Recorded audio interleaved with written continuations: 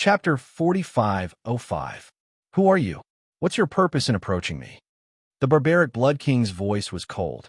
The servants looked at each other. One of them wiped the blood off his lips, got up, and slapped the direction of the barbaric Blood King. The other quickly surrounded the barbaric Blood King from behind. The two servants showed their killing moves when they attacked. The barbaric Blood King sneered, his eyes full of contempt. In the face of the servants' attack, he did not even budge an inch. Standing on the spot, he casually waved his sleeves. The powerful dark wave was like a surging wave. With a bang, he stood in front of the two servants, blocking their way. The two servants were thrown to the ground by the powerful force, spitting out mouthfuls of blood. We were just ordered to test Bone Lord's identity. The servants knew that they were no match for the barbaric Blood King, so they immediately lowered their stance. The first servant explained, because the name of Bone Lord is the same as the sinner from the divine realm. So someone offered a high price to let us test the relationship between you and the sinner from the divine realm. Sinner? The barbaric Blood King's eyes darkened, and a sharp glint flashed across his eyes. We know that you're definitely not that sinner, but the other party offered a high price, so we just came to test. The second servant hurriedly said. The barbaric Blood King frowned slightly and did not speak for a long time. The expression on his face was very indifferent, the silent look on his face. This caused the two servants to tremble in fear. Their eyes were filled with unconcealable fear and dread. They did not expect the strength of this person called Bone Monarch was actually so high. Trembling with fear, they waited for the barbaric Blood King's verdict. However, the barbaric Bloodbone King's expression did not change as he turned around and returned to his room. With a bang, he closed the door once again. The two servants outside the door were dumbfounded. What did this mean? Bone Lord did not kill them and did not intend to punish them? Could it be that he let them go? The two servants stared at each other blankly for a long time. Finally, they carefully walked out of the courtyard. With a limp and a tentative step, he turned his head back with every step. He walked out of the courtyard. No one stopped him. The two servants shuddered in fear and eagerly wanted to escape. Just as they supported each other and were about to leave, a hand suddenly appeared in front of them. Then, a black shadow flashed past his eyes. They only had time to see a black robe. Then, his feet left the ground. He could hear the sound of the wind whistling in his ears. By the time their feet touched the ground again, they saw a figure shrouded in a black robe and emitting an austere aura standing before them.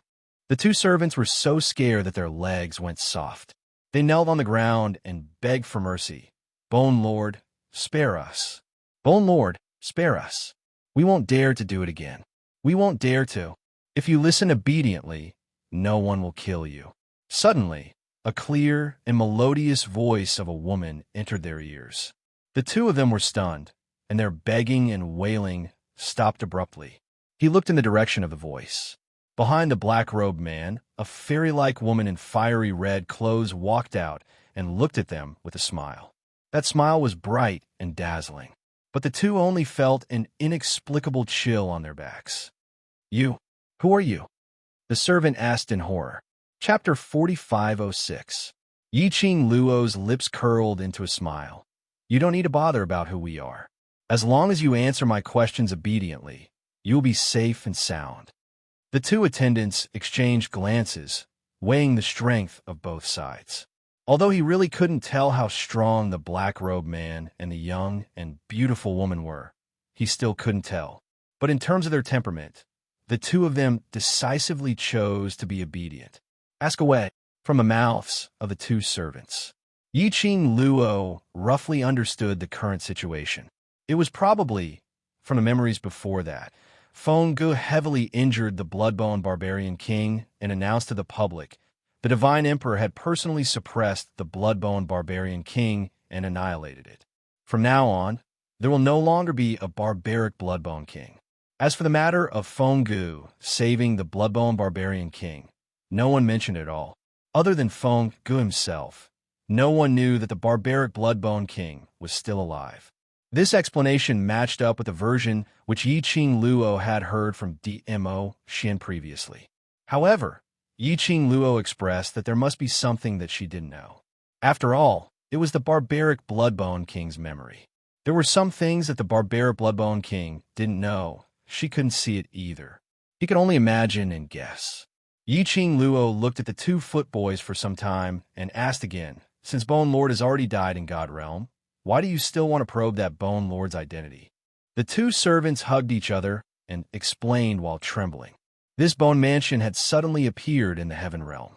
No one knew the identity of the master of the bone mansion.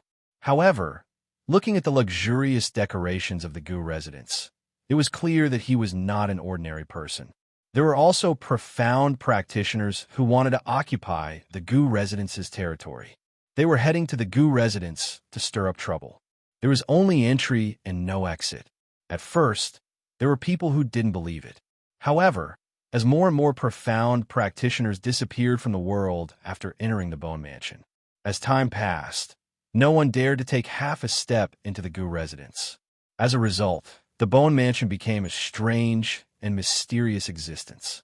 Everyone in the Heaven Domain's ancient city was very curious about the Bone residence, but no one dared to test him.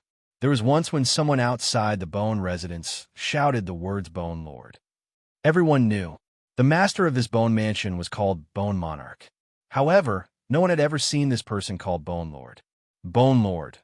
This name was exactly the same as the name of the sinner who had been suppressed by the divine emperor and reduced to ashes. However, no one would lump the 2 Bone Lords together. After all, the emperor of the God Emperor had personally said that the sinner of the God world had already been reduced to ashes. However, the 2 servants expressed that they also did not know the appearance of the person who made the bid. They also did not know why that person would be so interested in Bone Lord. They took the money and entered the Gu residence to do their work. That person, when did he look for you? Yiqing Luo narrowed her eyes as she asked. The servant replied, 3 days ago. 3 days. Yiqing Luo's eyes flashed past a meaningful smile as she asked again, then have you all heard of the matter regarding the Bone Lord being annihilated by the Sovereign of God? The manservant was stunned.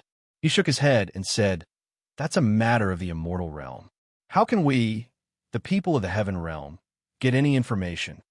Yiqing Luo's brows rose as she seemed to be thinking about something.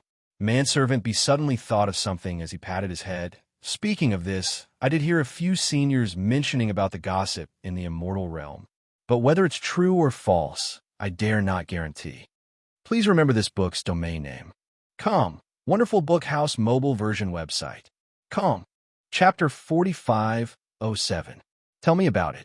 Yiqing Luo wasn't sure which period of time she had entered into this memory. But based on her current speculation, it should be at least half a year or more since that memory. Half a year. Bloodbone Barbaric King had yet to recover from Feng Ji's serious injury. Look at his dispirited look. Apparently, he didn't know that he was saved by Feng Ge. Yiqing Luo really wanted to rush out and tell Bloodbone Barbaric King the truth. Unfortunately, this was only a memory that had been born. It wasn't the real world. Even if it changed the story in the memory, it couldn't change the fact that it had been born. Servant B recalled his senior's words and said, I heard that. The Emperor of God fell in love with someone and gave birth to a child. Yiqing Luo nodded. This piece of news was indeed true. Feng Ge was indeed pregnant and gave birth to a child for that person called A Huang. It seemed that this Servant B's news was not fake. I heard that everyone in the God realm was trying to find out the identity of the person who fell in love with the Emperor of God. But it seemed that no one knew who that person was. But later on, it was said that the Emperor of God's child had disappeared, and the child's father had also disappeared. Now the God realm is in a mess, and the Emperor of God is looking for his child everywhere. Servant B's words made Yiqing Luo's eyes move slightly. The child was missing, and that person called A Huang was also missing. The child's father had run away with the child. After Servant B finished, he looked at Yiqing Luo carefully. I've said what I should say now. Now can we? Yiqing Luo waved her hand. The two of them were in a hurry to escape. The palace lord of secluded Darkness Palace looked coldly at the two figures who were leaving and turned to Yiqing Luo. You believe what he said? Yiqing Luo raised her brows. Why not? There was no need for the servant to lie. What's more, the God realm and heaven realm were separated by thousands of miles. They were two different worlds. For the heaven realm to know of any news in the God realm, it would at most be an extremely explosive event. It was true that the divine emperor was pregnant and had a child. The disappearance of this child and the child's father in the God realm might not be fake. However, why would this memory appear in the barbaric Bloodbone King's memory? Could it be the disappearance of Feng Ji's child had something to do with the barbaric Bloodbone King? The person who probed if the Bloodbone Barbarian King was the Bone Lord of the Divine World was also someone from the Divine World? Or perhaps Feng Ji's men? No, it shouldn't be. At that time, when the two servants approached the Bloodbone Barbarian King's room, their bodies carried a murderous aura. Then, he attacked the barbaric Bloodbone King. It was also merciless. If it was Feng Ji's people, it was absolutely impossible to kill the Bloodbone Barbarian King. She had a nagging feeling that there was something in all of this that she had overlooked, or perhaps she had yet to understand. Did you think of something? The palace master of the Netherworld Palace noticed the change in the girl's expression. Yiqing Luo kept her thoughts as she raised her eyes to look at him. Meeting with that pair of deep black eyes, she couldn't see through his emotions. Her lips curled slightly, revealing an arc that didn't look like a smile. Whatever I thought of has nothing to do with you. / Sogu. Chapter 4508. Yiqing Luo. Now that we're in the same place, we're on the same boat. The palace lord of the Netherworld Palace didn't like this feeling of being isolated by Yiqing Luo. When Yiqing Luo heard that, she couldn't help but laughed out. Don't. You and I are not the same kind of people, and our motives are different. She laughed and took 2 steps back. He widened the distance between him and the palace master of the Netherworld Palace. Then, she looked at him with a smile. You want to find the secrets in the Bloodbone Barbaric King's memories for the Palace of Gloomy Darkness. As for me, I'm just here to take a look and see if I can give you some trouble. She paused and spread her hands. So, we're actually standing on opposite sides. The palace master of the secluded palace stared at her with a hurricane in his eyes. Yiqing Luo tilted her head as the corners of her lips curled upwards, as she continued with a beaming smile. So, what do I know? How could I possibly tell you? Yiqing Luo. The palace lord's voice had sunk a lot. His hands under the black robe clenched into fists. He seemed to be suppressing some sort of emotion. His gaze towards Yiqing Luo grew deeper and deeper. Don't shout at me. It's useless. Yiqing Luo dug her ears. Why don't we have a fight? If you win me, I might tell you what I know. The palace master of the Netherworld Palace was obviously depressed. You know that I won't do anything to you. No, I don't know. Yiqing Luo hurriedly waved her hands, putting on an expression as though she wanted to cut off all relations with him. Don't portray yourself to be so affectionate in front of me. Yiqing Luo. The palace lord's tone became heavier, unable to accept Yiqing Luo's increasingly incisive words. Facing his anger, Yiqing Luo didn't have much of an emotion. She indifferently curled her lips and waved her hand at him. All right, let's disperse here. Go and complete your mission. You're not coming with me? The palace master of secluded Darkness Palace pursed her lips. Do you think that by following me, you will be able to learn things that you can't? Yiqing Luo rolled her eyes at him. If I don't want you to know and don't want secluded palace to succeed, do you think there's any use for you to follow me? The palace master of the Netherworld Palace's mouth moved. He did not want to be separated from Yiqing Luo. But what Yiqing Luo said was right. Between him and Yiqing Luo, it was an opposing situation. He came here. It was an order from his master. This was his mission. As for Yiqing Luo, she naturally wouldn't allow him to complete the mission so easily. In the end, he didn't say anything. Yiqing Luo only gave a sarcastic smile. Then, he turned around and disappeared in front of the palace master of Gloomy Palace. Far away from the palace master of Gloomy Palace, Yiqing Luo felt that the air was much fresher. There was a person who was watching her, and there was a high possibility that he was behind her. No matter how he thought about it, he felt goosebumps and uneasy, although he wouldn't really hurt her. But this kind of injury was only not a threat to her life. As for the rest, it was hard to say. Yiqing Luo returned to the Gu residence. He found the courtyard of the blood-bone barbarian king with ease. At this moment, the courtyard was quiet. It was no different from when Yiqing Luo left earlier. The footboy's blood was still on the ground. It could be seen that the blood-bone barbarian king did not open the door after the servant left. Yiqing Luo concealed her presence. She quietly got closer to the blood-bone barbarian king's room. She wasn't sure if the blood-bone barbarian king would discover her approaching. Chapter 4509. After all, the strength of the two servants just now was not weak. He hadn't even gotten close. He was discovered by the blood-bone barbarian king. She did not think that her strength was above that of the blood-bone barbarian king. However, even if they were discovered by the barbaric blood-bone king, she wasn't too worried. After all, she still had the teleportation secret technique to save her life.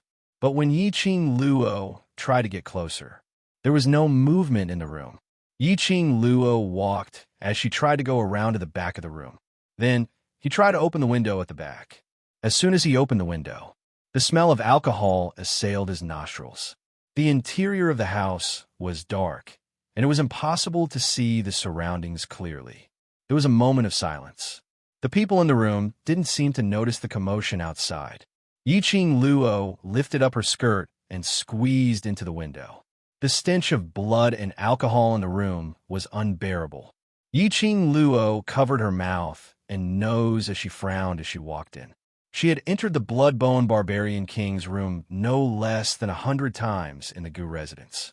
As for the furnishings inside, he could practically come and go with his eyes closed. The room in her memory was exactly the same as the one she had seen before. Bang! There was the sound of something falling to the ground. Yiqing Luo was shocked. Soon, the room became quiet again. She remained silent for a long time before approaching the direction of the sound. He bypassed the bedroom. Yiqing Luo walked to the front of the main hall. In the darkness, he could vaguely see a human silhouette lying on the ground, motionless. It was the barbaric blood-bone king. Was he drunk? Yiqing Luo squinted her eyes slightly as she hid herself behind the pillar. After an unknown amount of time, the barbaric blood-bone king finally moved. He moved. There was the sound of bottles clinking.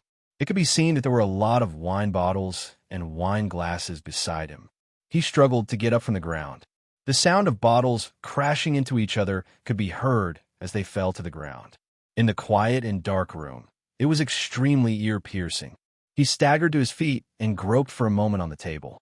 Finally, he found a bottle of wine. He began to gulp down the wine again. Before the pot of wine was finished, Yi Zichen's eyes lit up. He suddenly fell limp to the ground again. The wine pot fell to the ground, filling the room with the fragrance of wine. The broken pieces of the wine flask splashed towards Yiqing Luo's feet. This was simply the rhythm of leading a befuddled life. He drank when he woke up, slept when he was drunk, and continued drinking when he woke up, no matter how good one's physique was. If this went on, that's still alcohol poisoning, right? It was estimated that ever since the barbaric blood-bone king came to the heaven realm, it had maintained this state. Looking at the blood-bone barbaric king's current state, he really did look like he had fallen out of love. Yiqing Luo squatted behind the pillar for quite some time. The blood-bone barbaric king was indeed drunk and unconscious. She simply walked out from the darkness. However, the moment she moved, there was no reaction yet. The sound of wine pots clinking against each other could be heard. In the next instant, a black shadow attacked him. The strong smell of alcohol filled his nose. Her wrist was tightly clasped by a cold hand. F***CK. Yiqing Luo let out a curse as she abruptly clasped that icy cold hand, trying to avoid it. But that strength was extremely strong. It was as if he was grabbing her hand and pulling her whole body into his arms. The smell of alcohol almost made Yiqing Luo faint. Was this barbaric blood-bone king pretending to be drunk, deliberately luring her out? Yiqing Luo cursed in her heart and was about to teleport away. Suddenly, she heard a choked voice transmitted into her ears. Phone go. Phone go. Hurry up and read the latest update. Download address. Phone reading. Chapter 4510. Phone go. He was calling. Phone go. Yiqing Luo's movements paused slightly. This pause made Bloodbone Barbaric King's arms hug her tightly. That strength almost kneaded Yiqing Luo into two halves. Yiqing Luo wanted to struggle, but just as she moved, Bloodbone Barbaric King panicked and increased his strength. He hugged her even tighter. As he hugged her, he spoke in a choked voice. Phone go. Don't be angry with me. Phone go. I know I'm wrong. Don't leave me. Don't. Yiqing Luo, Bloodbone Barbaric King, had treated her as Phone go. She stopped struggling. Bloodbone Barbaric King then calmed down a little. Phone go. You came to look for me. You still came to look for me. You can't let go of me, right? Yiqing Luo felt uncomfortable being hugged, but she didn't dare to struggle too much. She could only purse her lips and said word by word. Let go of me first. You're using too much strength and it stinks. Her words made Bloodbone Barbaric King stiffen. Yiqing Luo's heart also jumped. Could it be that her voice was different from Feng Ji's and Bloodbone Barbaric King could tell? She immediately became vigilant. But unexpectedly, Bloodbone Barbaric King quickly let go of her and took a step back, like a child who had done something wrong. He lowered his head. Phone go. I'm sorry, I didn't mean it. Don't be angry with me. I won't touch you. I won't touch you. As he said that, he lowered his eyes to look at his messy body. He hurriedly tugged at his clothes, as though he wanted to take it off, but Yiqing Luo was around. I'm going to change. I'm going to change now. He had just taken 2 steps when he hurriedly swayed his body back. No, no. If I leave, what if you leave too? That careful look made Yiqing Luo inexplicably uncomfortable. Bloodbone Barbaric King. He really loved Phone go. This was the first time she saw Bloodbone Barbaric King put himself in such a lowly position. Even when he was facing Phone go, he didn't care. She had never been in this way. Yiqing Luo sighed. Don't go change, go rest. No, I don't need a rest. Bloodbone Barbaric King's emotions tensed up. Are you leaving? You still don't intend to forgive me. You still don't intend to take me back with you, right? Yiqing Luo frowned. What kind of plot development was this? According to the previous memories. No, the Bloodbone Barbarian King had misunderstood that Phone go wanted to kill him.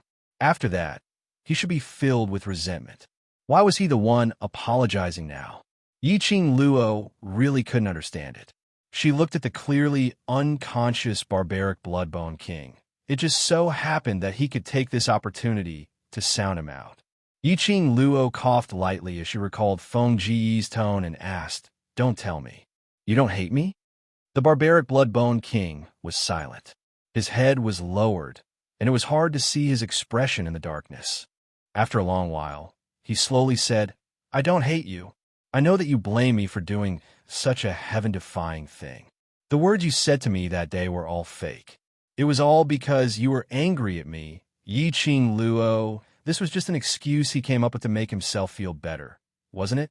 In that memory, Yiqing Luo couldn't tell. That Phone go intentionally said those angry words because he was angry at him. I won't do it again. Things that you don't like, I won't do it again. Bloodbone Barbaric King hurriedly raised his head as he swore seriously. Chapter 4511. The next moment, his entire aura was as gentle as a pet. Phone go, don't leave me alone in the heaven realm. Don't leave me so far away from you. Yiqing Luo didn't know how to answer. After all, she wasn't the real Phone go. He also did not know what kind of mentality and thoughts Phone go, who had wanted to seriously injure and kill him, had when he attacked the Bloodbone Barbarian King. He also didn't understand why Phone go would exhaust his own strength to save the barbaric Bloodbone King from the gates of hell. The story of these two was too complicated and melodramatic. Yiqing Luo didn't answer. The Bloodbone Barbaric King muttered to himself. His tone was filled with fear and uneasiness. It's fine if you don't want me to return to the God realm. Then you can also find time to visit me. Yiqing Luo. Was he willing to be a kept man outside? Repeat 500 words, refresh in 20 minutes. Oh, the Yuan IP grand ceremony is too tempting. Sob, sob, sob. I was wrong. The next moment, his entire aura was as gentle as a pet. Feng Ge, don't leave me alone in the heaven realm. Don't leave me so far away from you. Yiqing Luo didn't know how to answer. After all, she wasn't the real Feng Ge. She wasn't sure what kind of mentality and thoughts Feng Ge had when he tried to injure and kill her, to take action against the blood-bone barbaric king. He also didn't understand why Feng Ge would exhaust his own strength to save the barbaric blood-bone king from the gates of hell. The story of these two was too complicated and melodramatic. Yiqing Luo didn't answer. The blood-bone barbaric king muttered to himself. His tone was filled with fear and uneasiness. It's fine if you don't want me to return to the god realm. Then it's fine if you can find time to visit me. Yiqing Luo. Was he willing to be a kept man outside? The next moment, his entire aura was as gentle as a pet. Feng Ge, don't leave me alone in the heaven realm. Don't leave me so far away from you. Yiqing Luo didn't know how to answer. After all, she was not the real Feng Ge. He also did not know what kind of mentality and thoughts Feng Ge, who had wanted to seriously injure and kill him, had when he attacked the blood-bone barbarian king. He also did not understand why Feng Ge had exhausted all his strength to save the blood-bone barbaric king from the gates of hell. The story of these two people was too complicated, too melodramatic. Yiqing Luo didn't reply. The blood-bone barbaric king muttered to himself. His tone was filled with fear and uneasiness. It's fine if you don't want me to return to the god world. Then, it's fine if you can find time to visit me. Yiqing Luo, was he willing to be a kept man outside? The next moment, his entire aura was as gentle as a pet. Her voice was also very soft and slow. Feng Ge, don't leave me alone in the heaven realm. Don't leave me so far away from you. Yiqing Luo didn't know how to answer. After all, she was not the real Feng Ge. She also did not know what kind of mentality and thoughts Feng Ge, who had wanted to seriously injure and kill him, had when he attacked the blood-bone barbaric king. She also did not understand why Feng Ge had exhausted all his energy to save the blood-bone barbaric king from the gates of hell. The story of these two people was too complicated, too melodramatic. Yiqing Luo did not answer. Chapter 45:12. Feng Ge held his arm tightly with both hands and looked solemnly at the blood-bone barbaric king. Her voice was hoarse and choked with sobs. I know. If it's Agu, he won't refuse any of my requests. Let me be selfish for the last time. You must take good care of my child. I only trust you. Only you can trust me. When she said this, her tone was filled with endless sorrow. What on earth happened? The blood-bone barbaric king sobered up a lot after hearing Feng Ge's solemn request. He shook his muddled head hard. Feng Ge, did something happen in the divine realm? This child, why? I don't have time to explain to you. Feng Ge hurriedly interrupted him, her face full of pleading and expectation. The only person I can trust now is you. I'll give the child to you. No matter who asks you for the child, you can't give it to him. Her eyes fell deeply on the child. It was as if she wanted to engrave the child's appearance in her heart. It was so painful and sorrowful. Agu, please, you must take good care of the child. After saying this, Feng Ge forcefully closed her eyes and withdrew her gaze from the child. Without waiting for the blood-bone barbaric king to speak, Feng Ge had already rushed out of the courtyard and disappeared. The blood-bone barbaric king held the child in his arms and quickly chased after her. However, Feng Ge's figure, along with his aura, had completely disappeared. If it wasn't for the fact that the child in his arms had confirmed Feng Ge's appearance, the blood-bone barbaric king would have thought all of this was just a hallucination. The blood-bone barbaric king stood in the middle of the courtyard for a long time with the child in his arms. He couldn't come back to his senses. It wasn't until the child grabbed his hand and bit it in his mouth that the blood-bone barbaric king's consciousness came back. He stiffened his head and looked down blankly at the child in his arms. Wrapped in soft and warm satin, the little guy was really small. He was wrinkled and not very good-looking. The little chubby hand grabbed one of his hands and stuffed it into its mouth. Saliva stuck to his fingers. He couldn't feel the slightest bit of annoyance or impatience. Maybe it was because the little one had a pair of round, distinct black and white eyes. Because he was extremely similar to Fongu. The barbaric bloodbone king stiffened. He turned around and returned to his room with the baby in his arms. As soon as he stepped into the room, the baby squeaked and waved his little hands. He even wrinkled his little face. The barbaric bloodbone king realized that the house was in a mess. Perhaps even the smell of the mass grave was not as bad as this house. He left the room and closed the door.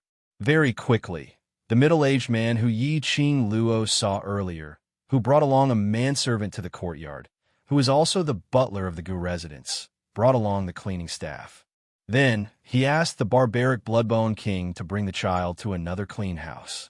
As for the reason why the bloodbone barbarian king suddenly had another child, the butler was very tactful and did not ask any questions. The bloodbone barbarian king asked Gu San to look after the child, while he quickly went to wash himself, getting rid of the smell on his body. The group of people was extremely busy. Although she was a little flustered, she wasn't very good with children. But in the end, it was not a big mistake. However, that child loved to nestle in the arms of the barbaric bloodbone king. Giving Gu San to hug for a while, Gu San's face was grabbed a few times by the child. If it wasn't for the fact that the barbaric bloodbone king valued the child so much, Gu San would probably fly into a rage. Chapter 45:13. Yi Qing Luo was in the dark, silently watching everything that was happening in front of her. The Gu residence's secret guards were walking back and forth. Bloodbone Barbaric King was walking back and forth. But no one had discovered her existence at all. If it wasn't for the fact that she was able to converse with the others in her memory. If it wasn't for the fact that Bloodbone Barbaric King would have mistaken her for Fongu when he was drunk, she would have suspected it. Bloodbone Barbaric King and the others actually couldn't see her. Otherwise, based on Bloodbone Barbaric King's ability and the Gu residence's secret guard's ability, how was it possible that they hadn't detected her existence for such a long time? Yi Qing Luo expressed a dazed look. After a day's worth of torment, Bloodbone Barbaric King fed and coaxed the child. He who had just become a father for the first time was already mentally exhausted. He placed the child by the side as he leaned against the head, gently caressing the little baby's head as he panted heavily. Until now, he still felt that all these were not real. All of a sudden, he had a child. Bloodbone Barbaric King lowered his eyelids as he gazed deeply at the little baby's sleeping face. His brows seemed to be tainted with a sliver of memories of the past. Your mother is really magnanimous to hand you over to me just like that. He burst out laughing. Wasn't she worried that I would take revenge on her child because of what she had done to me? This sentence ended. He chuckled in a low voice. But this laugh was filled with obvious pain. Of course she wasn't worried. From the start till the end, she knew how much I loved her, so she dared to hand you over to me without any worries. His hand gently caressed the baby's smooth and tender skin. The minute he touched that piece of softness, the strength of his fingers subconsciously lightened. He was afraid that if he wasn't careful, he would cut the little baby's tender skin. You are the same as your mother, heartless. Even in a stranger's house, you can still sleep so soundly.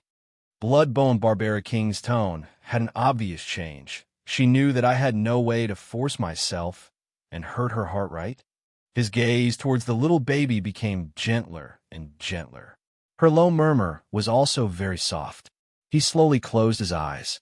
His hand was still on the baby's shoulder, and his strength was very gentle. Although I don't know what exactly happened in the divine realm, and I don't know what happened to your mother, but since your mother handed you over to me, I will take good care of you. In his mind, the woman said it over and over again. I only trust you, and only you can trust me. The only person I can trust now is you. Believe she really did know about his feelings for her. After an unknown period of time, the barbaric Bloodbone King's breathing slowly calmed down. Inside the house, the two of them were sleeping soundly. Yi Qing Luo stayed for a long time. Only then did he slowly walk out from the darkness. As she quietly approached, her eyes were fixed on the barbaric Bloodbone King. He did not disturb the Bloodbone Barbarian King even when he reached the edge. She held her breath and looked past the blood-bone barbarian king to the little baby. It was a small ball. It was wrapped in a soft silk cloth. Little Zhao's chubby fingers had unknowingly grabbed one of the blood-bone barbarian king's fingers, not knowing why. When her gaze fell onto the little baby's upper body, Yiqing Luo's mouth was filled with an indescribable emotion, like something seemed to be burning in her chest. It wasn't that kind of scorching feeling. Just some kind of flame was fluctuating, surging bit by bit. Chapter 45:14. This feeling drove her bit by bit towards the bed. She wanted to see what this baby looked like. But just as her gaze was about to land on the baby's face, her eyes suddenly turned black. The ground beneath her feet shook violently. The earth shook and the surrounding space started to distort. Yiqing Luo, Mother asterisk Kerr, was this intentional? At such a crucial moment, she changed the spatial memory. She purposely didn't want her to see what the baby looked like. Yiqing Luo ridiculed endlessly in her heart. After the earth-shaking feeling, she opened her eyes again. She was no longer in the bone residence. What entered her eyes was a desolate mountain range. The surroundings were so desolate that there wasn't even a single tree. The sky was strangely oppressive and gloomy. Yiqing Luo frowned as she surveyed the surroundings. Based on her previous experience, usually when she reached this place, coupled with the surrounding environment, Yiqing Luo was certain this memory was going to stir up trouble again. The previous part was still half cruel and half sweet. Now was going to start the sadomasochistic mode. Yiqing Luo, who had experience, indicated she didn't need to specially look for the brute Bloodbone King. Anyway, as an outsider who entered the brute Bloodbone King's memory, this memory would appear in front of her sooner or later. But there was a little doubt. Previously, when she met the Lord of Secluded Palace, he obviously wasn't clear about what she was talking about. Brute Bloodbone King's memory, which meant, until now, the Lord of Secluded Palace hadn't seen. Brute Bloodbone King's memory. What she and the Lord of Secluded Palace had experienced was different. What was going on? Was it because the brute Bloodbone King's subconscious didn't want this memory to be known by the Secluded Palace? Then why? But she could clearly see every piece of memory, just as she was thinking. Suddenly, she heard a sound beside her ear. Yiqing Luo's brows twitched slightly. The sadomasochistic love was about to begin. She surveyed the surroundings.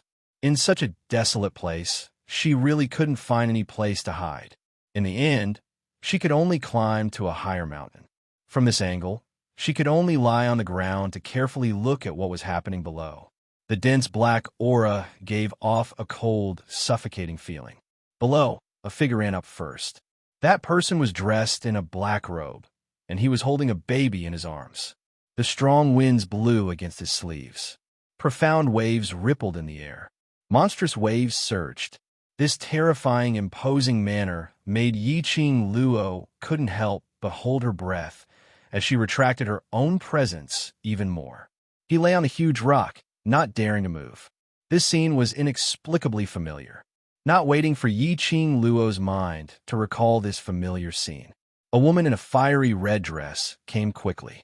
Yiqing Luo, there was no need to reminisce. This scene was exactly the same as when Fenggu had heavily injured the barbaric Bloodbone King. Except for the venue. Apart from the Bloodbone Barbarian King, there was a baby in his arms.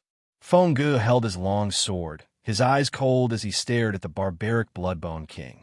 No, more accurately speaking, she was staring at the baby in his arms. Yiqing Luo gauged with her eyes from this distance.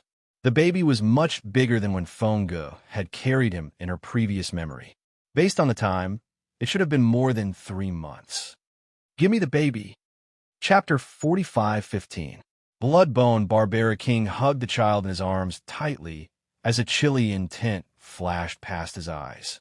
He carried the baby and had no intention to let go. What do you treat this place of mine as? His tone was extremely cold. Even his expression was so sunken that it wasn't the same as when he was facing Fenggu. The atmosphere between the two of them was extremely strange. Both of them were entangled with each other, as though they wanted to suppress the other party. Yiqing Luo's heart was filled with apprehension. She didn't know what had happened to Bloodbone Barbaric King to actually use such an attitude when facing Feng Ge. Even earlier when he displayed his forbidden skill and pretended to be evil to deceive Feng Ge. She had never seen such a chilly attitude. Between the two of them, was there any conflict? And why did Feng Ge use such an attitude to ask for the child from Bloodbone Barbaric King? And even using her long sword to point at Bloodbone Barbaric King? At that time, she was the one who sent the baby to Bloodbone Barbaric King, wasn't it? Below, the two of them were still confronting each other. Feng Ji's veiled face was filled with anger. Bloodbone Barbaric King, return the child to me. This is my child.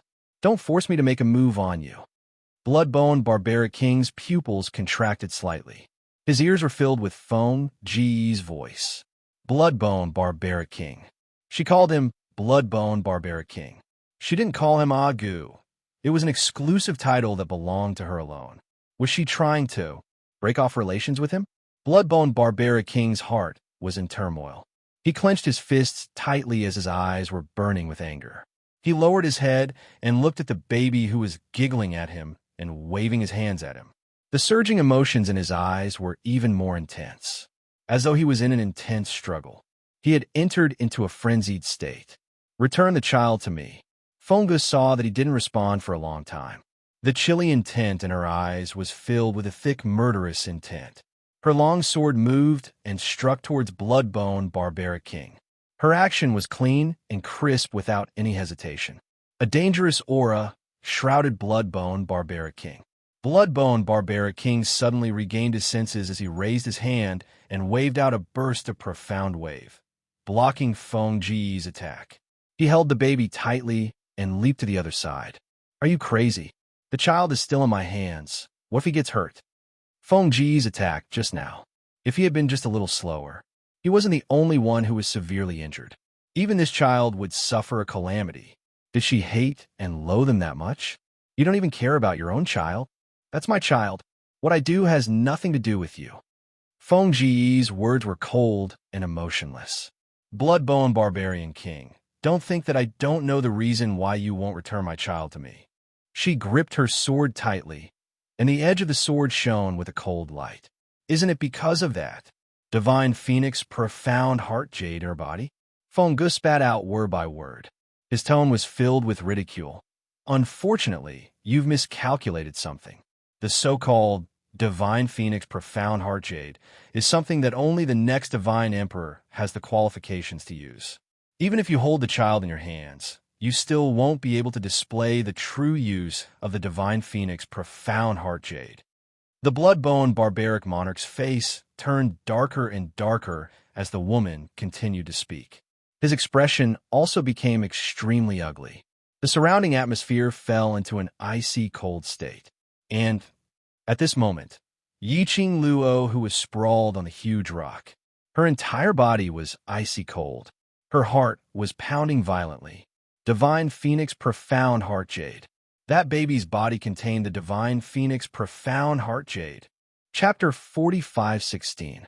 Yiqing Luo's hand slowly pressed onto her own heart. This place, there was also a Divine Phoenix Profound Heart Jade. She held her breath. There was an idea forming in her mind, but she didn't dare to think too much about it.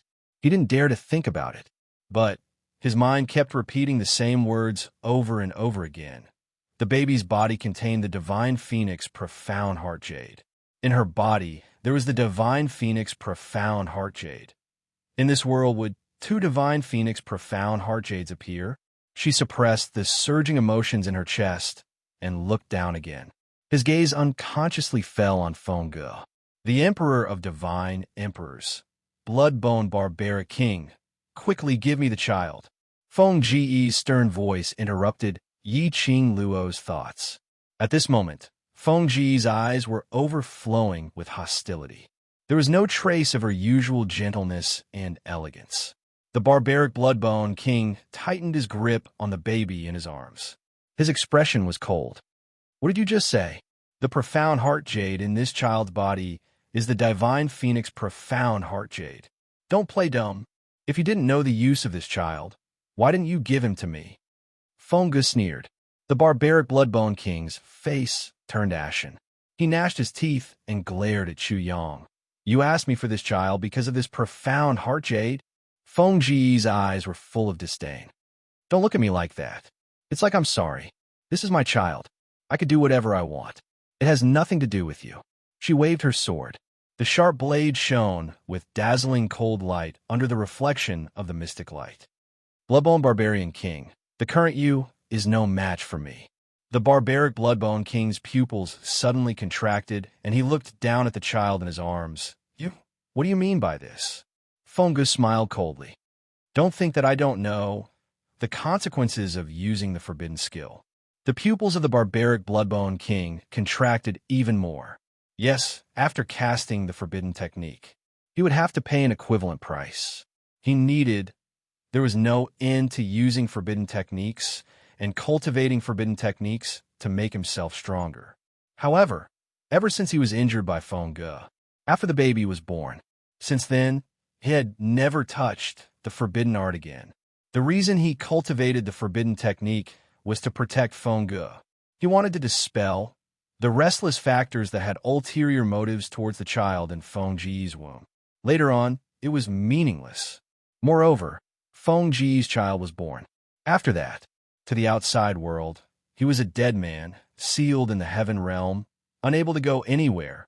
He had no intention of continuing to practice forbidden techniques.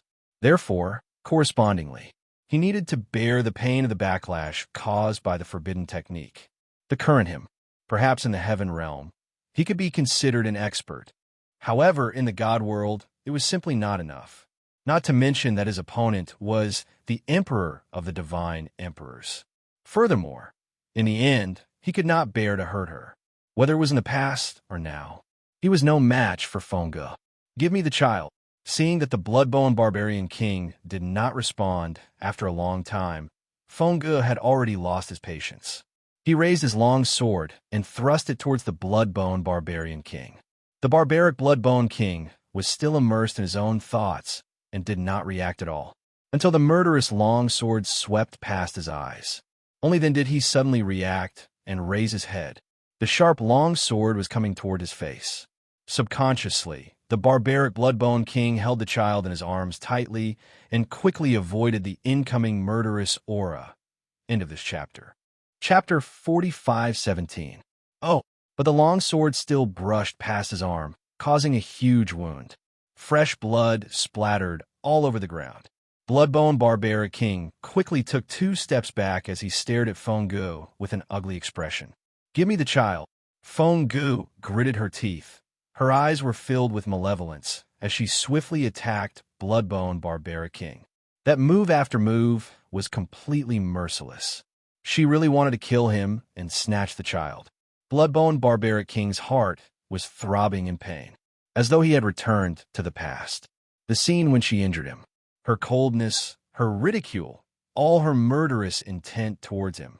Wah! Bloodbone Barbaric King was so angry that he spat out a mouthful of heart blood. The blood stained his robe. However, he still firmly protected the baby in his arms, not allowing the baby to be stained by the blood in the slightest. The two of them fought each other just like that, back and forth. From the beginning to the end, Bloodbone Barbaric King only avoided swiftly. Whereas Feng Ji's attacks were swift and violent, her target was the baby. Yiqing Luo, who was on top of the huge rock, felt strange as she watched the scene below. She couldn't explain the strangeness. Only, she felt that something was amiss. Feng Ji's goal was very clear, to get the baby back. However, her attacks were too fierce and ruthless, as though she was totally not worried that she would hurt her own child. While Bloodbone Barbaric King, his expression was very unsightly. The gaze he used to look at Feng Ge was filled with unfamiliarity. He was trying his best to protect the child in his arms. Every subconscious action of hers was to protect the child tightly. Yiqing Luo was sure. Bloodbone Barbaric King was unwilling to give the baby to Feng Ge, not because of the so-called Divine Phoenix profound jade heart. It was from his heart, protecting the baby. But Feng Ge, her actions were too strange. Yeah. At this moment, The attack below stirred up waves, setting off thousands of waves. Yellow sand flew everywhere, and the ground cracked. It almost blinded Yi Qing Luo's eyes. Vaguely, Yi Qing Luo saw Bloodbone Barbaric King's body flying out. The baby in his hands also flew out. The little baby was still completely unaware of the current situation. It waved its little hands in the air and squeaked. When Feng Gu saw the child being thrown out, a greedy smile appeared on his face. She threw herself at the baby. She reached out to catch the child. Suddenly, bang! The ground shook violently. Profound waves surged, as if they were sweeping up the yellow sand that filled the sky. Rocks tumbled down. Feng Ji's body was shaken by this sudden movement, causing her to lose her balance. In the blink of an eye, bloody bones that looked like spider webs suddenly emerged from the ground all around him. He quickly caught the baby. Then, he brought it to the Bloodbone Barbarian King's head. He didn't know if it was an illusion. Yi Qing Luo looked over from this distance. He had a feeling that the Bloodbone Barbarian Monarch's blood bones were different from before. The amount of red liquid on the bloody bones was decreasing. That frighteningly cold aura was also extremely weak. Below, the barbaric Bloodbone King took the baby back into his arms. The Bloodbone Barbarian King quickly formed a shield, blocking in front of Feng Gu. Do you know why I'm unwilling to hand the child over to you? Bloodbone Barbaric King's voice was deep and hoarse. The gaze he gave to Feng Gu became increasingly sinister. Chapter 45:18. The baby that was in her hands flew away again. Feng Ji's face darkened. She stared at the barbaric Blood King with a murderous look. Her eyes were filled with mockery and murderous intent. What? Are you not willing to show your ugly face in front of me? But now, for this child with the divine phoenix profound heart jade, you don't care about your image in my heart? What do I have to worry about with the current you? The barbaric Bloodbone King sneered as the corners of his mouth twitched. Yes, in the past, he had never dared to show such an ugly and terrifying face in front of Feng Gu. He would never let Feng Gu see a single bone in his body. In front of Feng Gu, he would always maintain his human form. But now there was no need. The sanguineous bones were wriggling in all directions. The barbaric Blood King's upper body was human, and he held the baby tightly in his arms. The lower half of his body was covered with bloody bones. His face was still as handsome as ever. Feng Ji's face was solemn, and her poisonous gaze was locked on the barbaric Blood King. She seemed to be very dissatisfied with his attitude. The barbaric Blood King's hand gently stroked the baby's delicate skin. His thin lips curled up slightly. His face was very pale due to the loss of blood. Back then, you were the one who sent the child to me, and now you want to take him away just like that. What do you think I am? The barbaric Blood King stared into her eyes and said word by word, Feng Gu, in your heart, I have always been a tool to be used, right? He did not want to give the baby to Feng Gu because he could not accept Feng Ji's attitude towards him. Back then, he did not allow her to explain at all. He gave the child that she had with another man to him, the person who loved her deeply. Now, without any explanation, he came to ask for the child, and his attitude was terrible, and he even tried to snatch it. In Feng Ji's heart, what was he? Hearing the barbaric Blood King's words, Feng Ji's eyes were even more vicious. She sneered. Yes, I am using you as a tool. After all, you are very useful, aren't you? You like me, and you do whatever I ask you to do. I just casually lied to you, and you're willing to give up your life for me. These were obviously extremely touching words, but it came out of Feng Ji's mouth. It was bone-chilling cold. Feng Gu sneered. He sneered at the Bloodbone Barbarian King's reckless sacrifice. Because I know you like me, so you will fulfill my request unconditionally. Do you feel very sad? Feng Gu sneered. Give me the child. This will be the last time we meet. I will never appear in front of you again. You don't have to worry that you will be used by me again. Feng Ji's words were sharp and sarcastic. The barbaric Bloodbone King's expression did not change at all until she finished her last sentence. The man, whose gaze had been fixed on the baby's face, finally let out a low chuckle. He slowly raised his head. His pale and handsome face was filled with malevolence and madness. He smiled. His smile was strange and treacherous. He looked at Fengge, and his words were bone-chilling. You want a child, don't you? Unfortunately, I will not let you get what you want. As soon as he finished his words, the baby in his hand was thrown into the air. In an instant, it was densely packed with bloody bones. It was engulfed. Barbaric Blood Bone King. Fengge's eyes were bloodshot because of the sudden change. She screamed the Barbaric Bloodbone King's name. Her voice was extremely sharp. Chapter 45:19. Barbaric Bloodbone King, actually. He had used the forbidden technique he had cultivated to use the infant as nourishment and devour it. How dare you? How dare you touch my child? Fengge's sharp voice was filled with rage. She waved her long sword and slashed downwards. The majestic, terrifying, profound ray was about to destroy the heaven and earth. The entire barren mountain began to sink into the ground. The huge rock which Yiqing Luo was lying on was not spared. She hurriedly steadied herself on the huge rock. Just as she moved, the rock broke apart and fell downwards. Yiqing Luo took a few steps back to avoid the cracks and tried to find a foothold again. Not right. Something was definitely not right. Fengge's madness earlier was not because she was worried about the child. No, it was not that she was not worried. But her tone and attitude was not that kind of worry. Not the grief and anger of a mother who had lost her child. Instead, it was like discovering water in the desert and spending so much effort to reach the destination, only to discover that everything was an illusion. That kind, the anger of losing what she had spent so much effort to obtain. There was no pain or sadness. As for Barbaric Bloodbone King, it was even stranger. He actually treated the baby as nourishment and absorbed it into his bloodbone. His feelings for the baby. She saw it very clearly. That was absolutely not fake, true feelings. How could it be possible to swallow the baby? Furthermore, Barbaric Bloodbone King swallowed the baby's words. Had been verified as well. That baby who possessed the divine phoenix profound jade heart was actually not the same person as her. The baby who had been swallowed was already dead. She was alive and well now. And the most important point was, the God Emperor had passed away and her era was at least 10,000 years apart. 10,000 years. Wasn't she an old demon? Looked like the only explanation was, she might really not be that baby.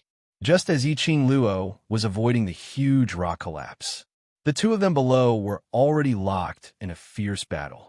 Barbaric Bloodbone King had already fallen into a disadvantageous position in the battle, no matter how cold his words were. But when they really started a fight, he unknowingly avoided a direct confrontation with Fengge. But the more they exchanged blows, the Barbaric Bloodbone King could clearly see Fengge's twisted face. The horror in his eyes was filled with venom. Fengge was completely different from the Fengge in his memories. It was just like they were not the same person at all. In the blink of an eye, Fengge's sword swept past and pierced straight into the bloodbone barbarian king's chest. When the sword pierced through his heart, he could still see the disdain and anger in Fengge's eyes. Intense pain and dizziness caused by excessive blood loss. He could no longer maintain the form of Bloodbone. She fainted and fell to the ground. While he was unconscious, he vaguely heard the woman's cold and ruthless words. I spent so much effort to create this vessel, and it was destroyed just like that. Damn it. Container? What container? The Barbaric Bloodbone King couldn't think any further and sunk into darkness. Fengge looked at the unconscious Bloodbone Barbarian King. The sword in his hand was about to pierce through his heart. Suddenly, as if he had thought of something, his movements paused. There was a cruel sneer in his eyes. She threw the sword on the ground. Destroying my vessel. How can I let you die so easily? There's a place that is absolutely suitable for you. Fengge directly carried the Barbaric Bloodbone King on her shoulder. The breeze blew the red veil on Fengge's face, revealing the red veil, that face which had been covered. Chapter 45:20. Her red lips were like fire, absolutely gorgeous. Exquisite facial features, bright and elegant, coupled with that pair of soul-stirring eyes.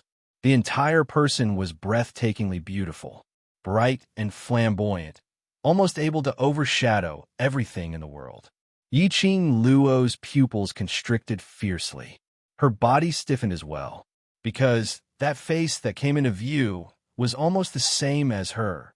Yes, the degree of similarity was at least 80% and above, except that Yiqing Luo looked more immature and beautiful, whereas Fengge had the maturity and beauty of a woman. What? What was going on? Yiqing Luo subconsciously touched her own face. Countless thoughts were surging in her mind. A face that was almost the same. Fengge's daughter had a divine phoenix profound jade heart. She had it too. Could it be? Was she really that little baby? But was it that baby swallowed by the barbaric Bloodbone King? And 10,000 years had passed. How could she possibly grow up in Nirvana Realm's Three Springs sect? This wasn't right. The time didn't match. Yiqing Luo's thoughts were in a mess. These thoughts made her heart beat extremely fast. Actually, she had guessed this from the beginning. However, he had never associated himself with the God Emperor's true body. No, this was too confusing. She really couldn't make sense of this relationship. Yiqing Luo rubbed her face. Her gaze suddenly fell on her wrist, that circle of cherry blossom petals. Her hand pressed on the azure dew bracelet. Right. Look for Old Man Song. Old Man Song had seen the sovereign of God before. He was clearer than anyone else about what happened 10,000 years ago. But no matter how Yiqing Luo called for Old Man Song, her and Old Man Song's spirit could not connect at all. But her azure dew bracelet was not affected. On this side, Yiqing Luo was still in shock. On the other side, Fengge had dragged the barbaric Bloodbone King away. Yiqing Luo clenched her fists, thinking of that face under Fengge's veil. She leaped up and quickly chased up to Fengge. Fengge's eyes were cold. Her eyes were filled with killing intent, dragging the barbaric Bloodbone King at an extremely fast speed.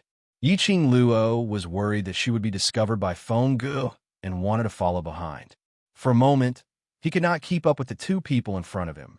After Fengge's figure completely disappeared from the range of his senses, Yiqing Luo blacked out. Immediately after, his body trembled. When there was light in front of him again, she was already deep in the mountains and deep in the forest. In front of him was a huge black hole that surged with thick black fog. It looked extremely horrifying and terrifying. In front of him were Fengge and the barbaric Bloodbone King. Yiqing Luo was slightly stunned. That feeling just now didn't feel like the feeling of jumping to the next memory. Moreover, the two people in front of him were also in the scene just now. What was going on? Do you see what that is? Fengge threw the Bloodbone Barbarian King to the ground. The Bloodbone Barbarian King had already woken up from the jolting. He opened his somewhat turbid eyes and looked at the black holes that filled the sky. His expression changed slightly. Fengge smiled coldly, his eyes filled with ruthlessness. Do you think that it's so easy to swallow the container that I've tried so hard to get? Letting you die is letting you off too easily. Her long sword moved and directly stabbed into the barbaric Bloodbone King's shoulder, hanging him up. The barbaric Bloodbone King groaned in pain. Blood seeped out from his shoulder, soaking his robe. But he was stubborn and refused to make a sound. A pair of eyes filled with hatred stared fiercely at Fengge. End of this chapter. Chapter 45:21. Hate me? Fengge sneered. Don't you love me to death? When she said this, her eyes were filled with disdain, as though she disdained his feelings, or as though she was extremely disdainful of his love for her. Bloodbone Barbaric King was in so much pain that his vision blurred. He gritted his teeth and groaned, word by word. Now I know. How silly I was in the past to actually like a slut like you for so many years. So much that he didn't even care about his life, causing himself to end up in such a state. Then you're not too stupid. At least now you know my true colors. Fengge seemed to be very happy. Her eyes were filled with coldness. You better kill me. Otherwise, I will definitely kill you. Bloodbone Barbaric King gritted his teeth and roared. But he had lost too much blood and the pain in his body. It made him almost speechless. Fengge looked at him coldly. The corners of her lips curled into a cold arc. Kill you? Of course I can't kill you. She pointed to the front, at the sky full of black holes. This is something I specially made in the Nirvana realm. It's still in the experimental stage. Help me. Guard this place well. Feng Gu casually threw him into that black hole. Bloodbone Barbaric King groaned, and was thrown into the black hole. Instantly, countless black chi gushed out from that black hole, like thousands of hands, grabbing hold of Bloodbone Barbaric King and swallowing him.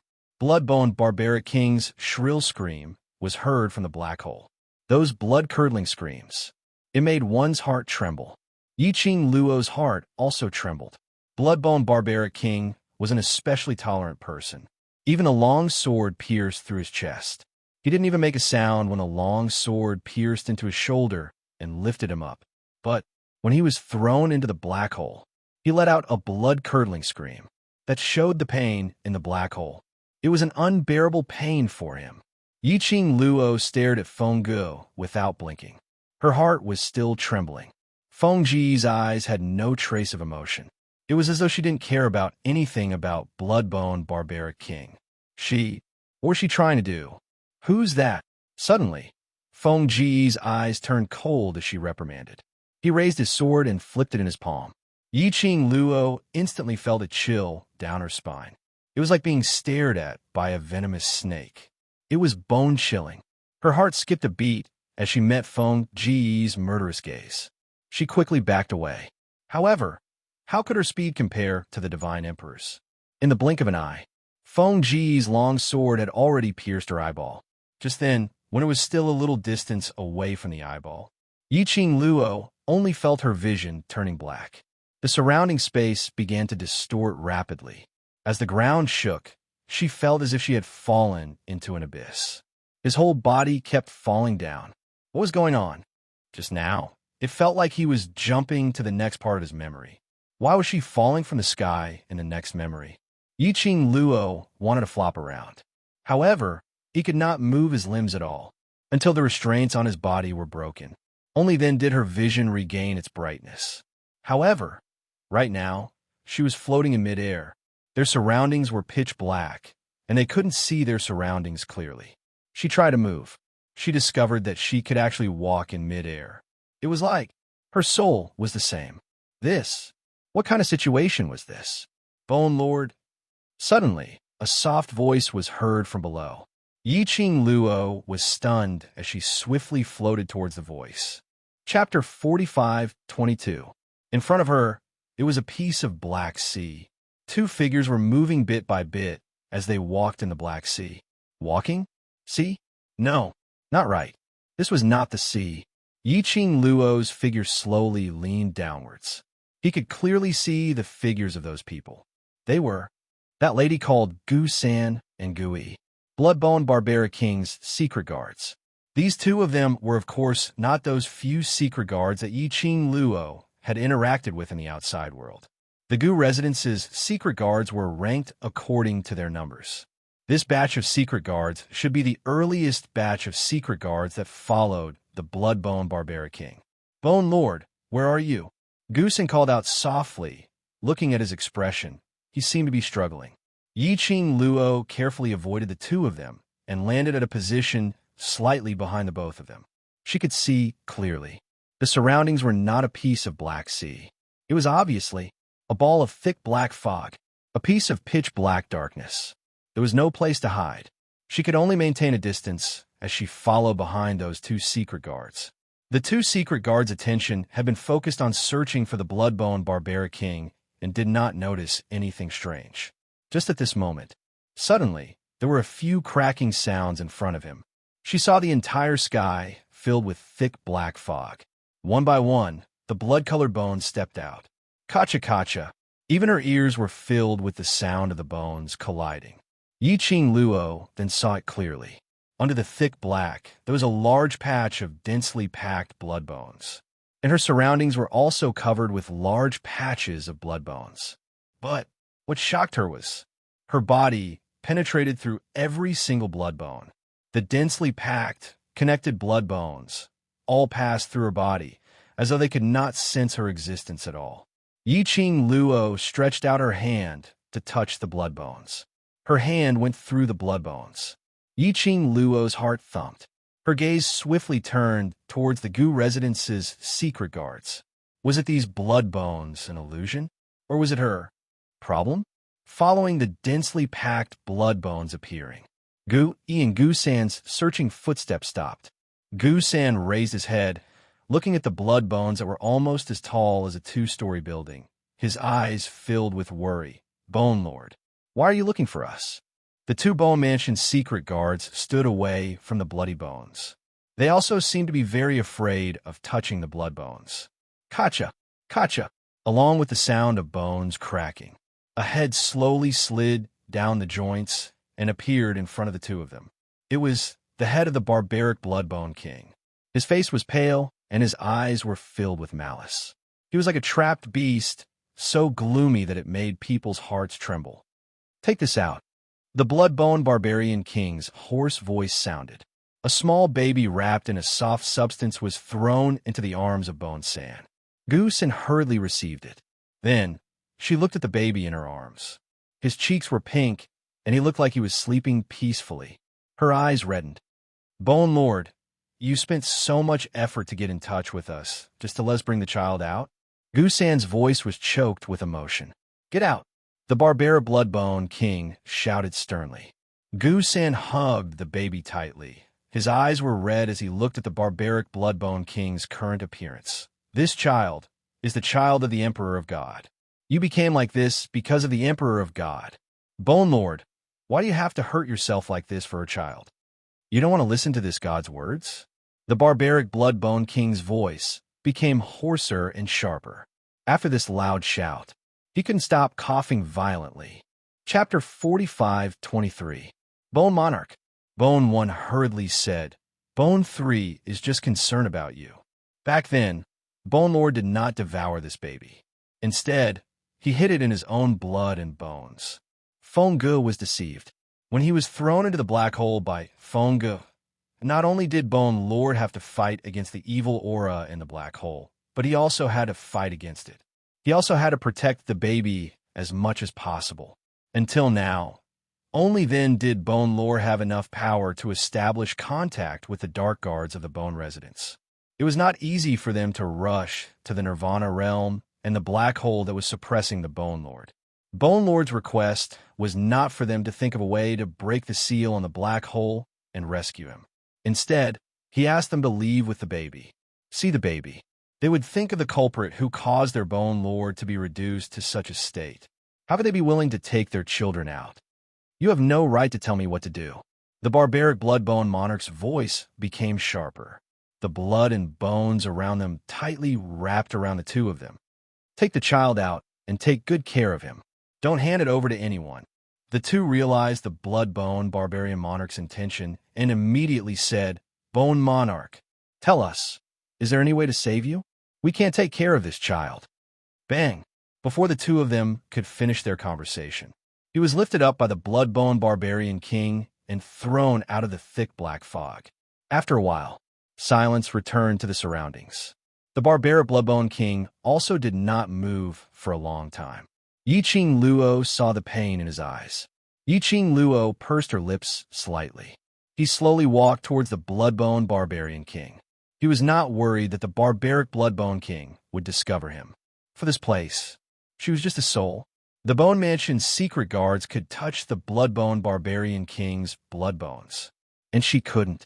She could float around in this place. This meant that she no longer had a physical body. As expected, she approached the Bloodbone Barbarian King. The barbaric Bloodbone King did not move either. The skull embedded in the bloody bone looked like a statue, until Yi Ching Luo approached. Only then did he vaguely hear a few sounds. Ching Luo, Ching Luo, Ching Luo.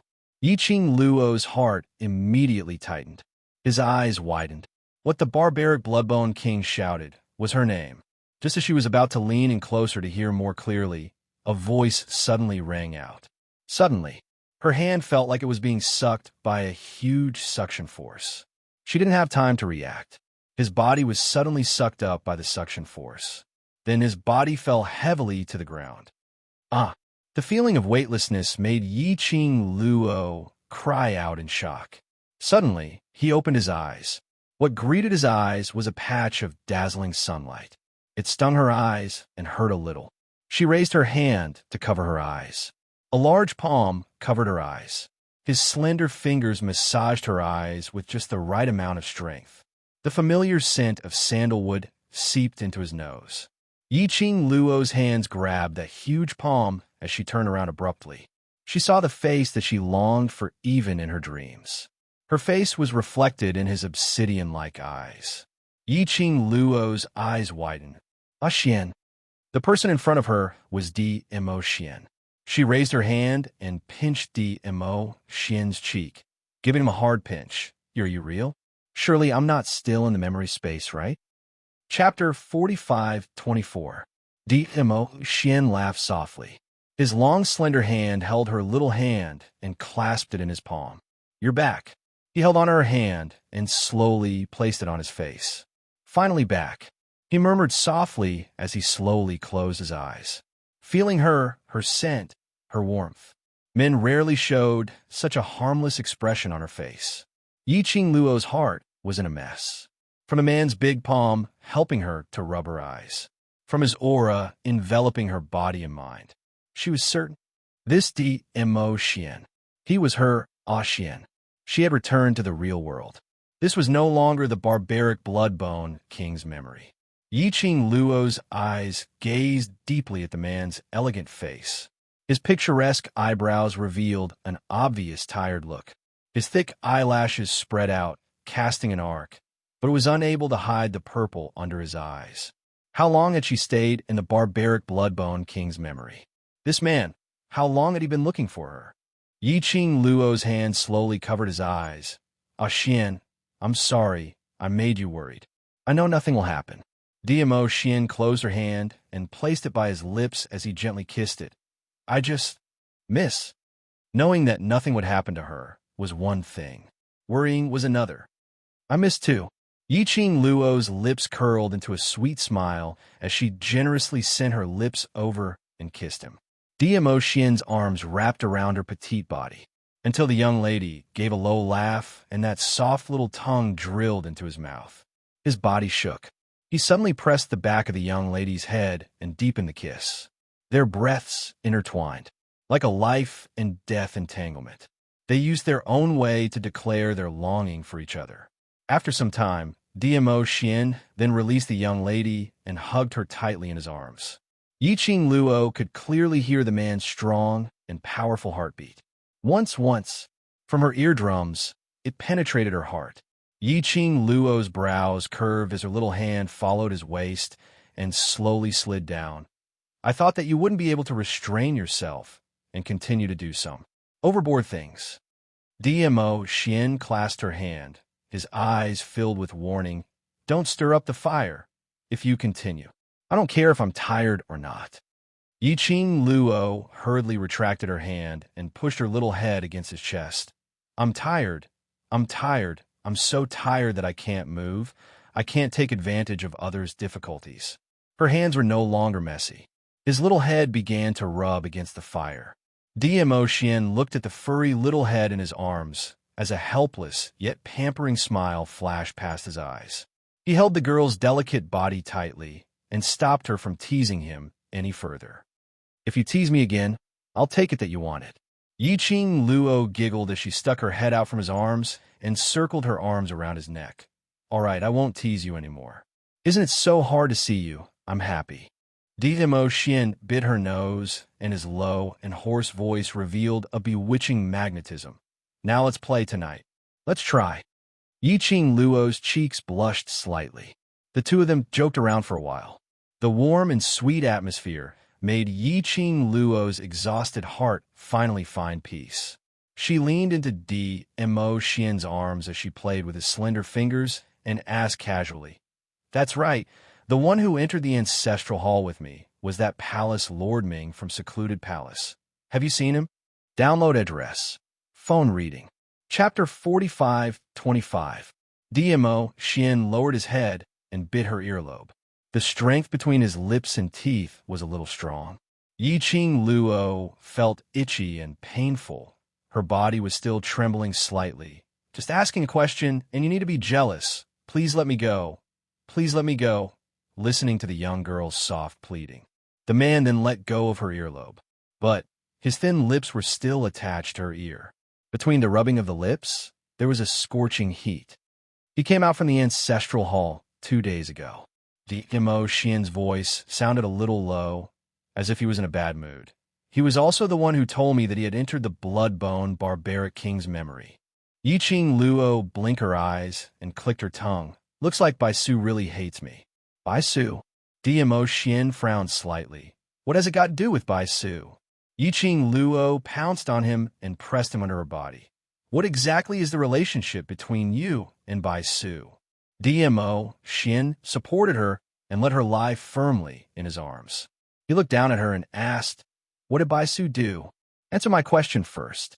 Yi-Ching Luo climbed up his chest, and both her hands pinched his face. "After you answer my question, I will then know what kind of tone I should use to complain." Mo Xian's pupils contracted slightly. He held Yi-Ching Luo's slender waist. In his heart, he had roughly guessed something, but he still followed Yi-Ching Luo's words. "To me, she is both a teacher and a friend.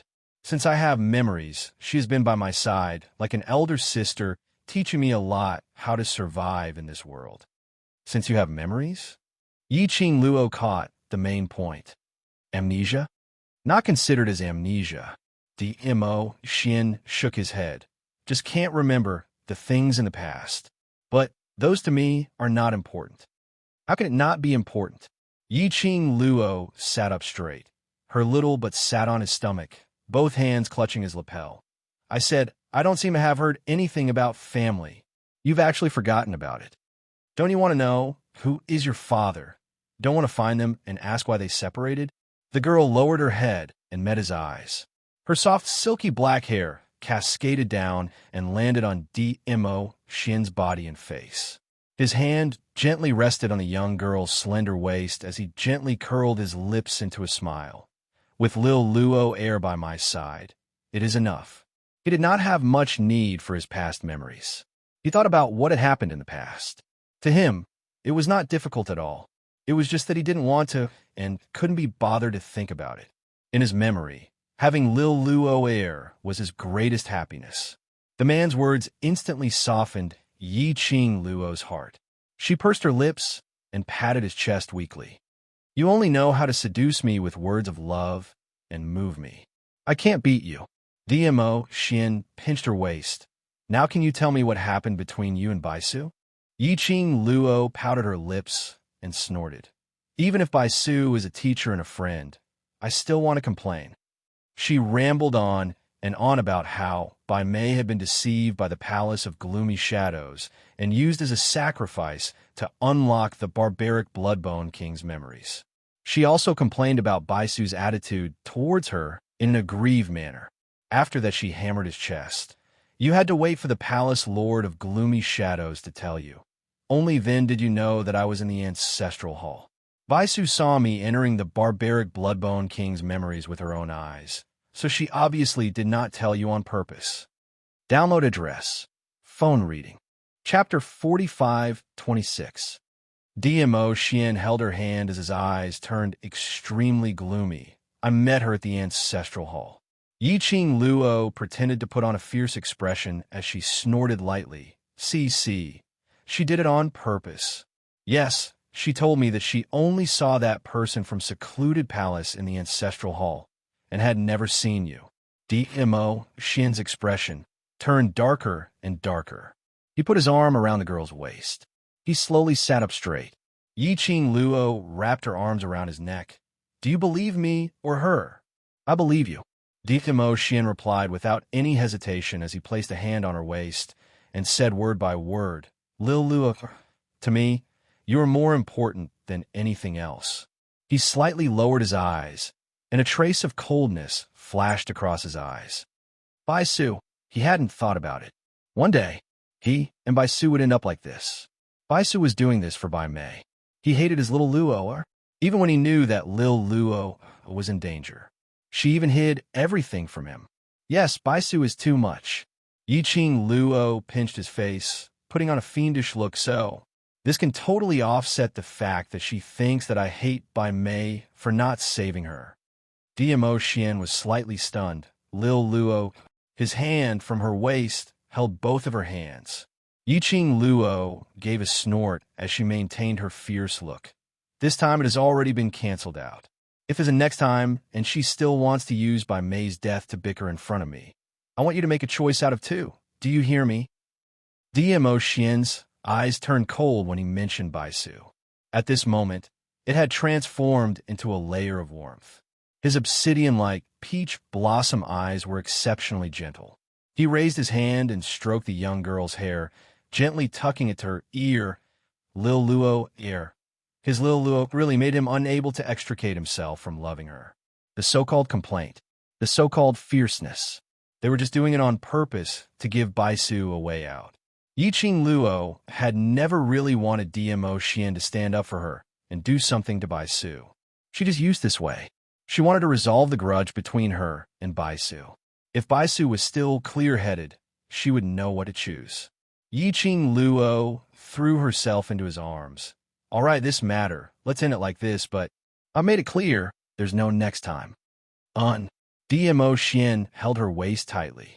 Outside the window, a ghost-like shadow floated lightly. Like a kite with a broken string, it swayed unsteadily, unable to find its way. The illusory shadow seemed like it was about to be blown away by the wind. All of a sudden, a slender figure appeared behind the shadow. That person sneered. His eyes under the black robe revealed a hint of coldness. Do you regret it? Do you regret getting yourself into such a situation? The shadow did not turn around. He just stood there quietly. He looked in the direction of the ancestral hall as his thoughts drifted. That person continued to sneer. She is such a person. To outsiders, she is cold and ruthless, decisive and killing. But once it involves the people she cares about, she is kinder than anyone else. You hurt her like this, but she still forgave you and even found an excuse to stop the Overlord from taking action against you. You can say that she has put in a lot of effort. Shut up. That illusory shadow's delicate body swayed. She raised her head slightly. Her face was cold. You palace of darkness. Don't think that I don't know that the direct cause of my sister's death is all because of you. End of this chapter. Chapter 45:27. That person looked at the shadow indifferently, his face filled with hatred. He scoffed lightly. You should be the clearest about why Bai Mei died. Yiqing Luo not saving her is within reason, so you have no right to blame her. Baisu stared unblinkingly at the palace lord of secluded darkness palace who was clad in a black robe and surrounded by black qi as she suddenly sneered. Are you speaking up for Yiqing Luo? Do I need to speak up for her? The man sneered. You heard what she said to Dizun just now. You know what kind of person she is. Baisu pursed her lips tightly. Her smoke-like shadow was so dim that it almost melted into the air. After a long while, she then looked coldly at the palace master of Gloomy Palace and gritted her teeth. Don't let me run into you. Otherwise, I won't let a single one of you off. As soon as he finished speaking, her body had already turned into a puff of white smoke, completely disappearing in front of the palace master of Secluded Darkness Palace. Yiqing Luo and DMO Xian cuddled for a while. With great difficulty, she managed to suppress DMO Xian's thoughts of parting ways with Baisu. The two of them walked out of the room.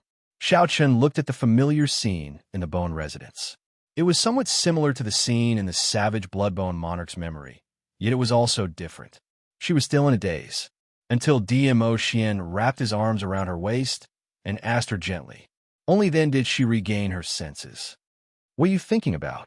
DMO Xian asked as he pulled her towards the main hall. Yiqing Luo's eyelashes fluttered. I'm thinking about the Bloodbone barbaric king. I'm sleepy. Typing is a little slow. I have to repeat 500 words.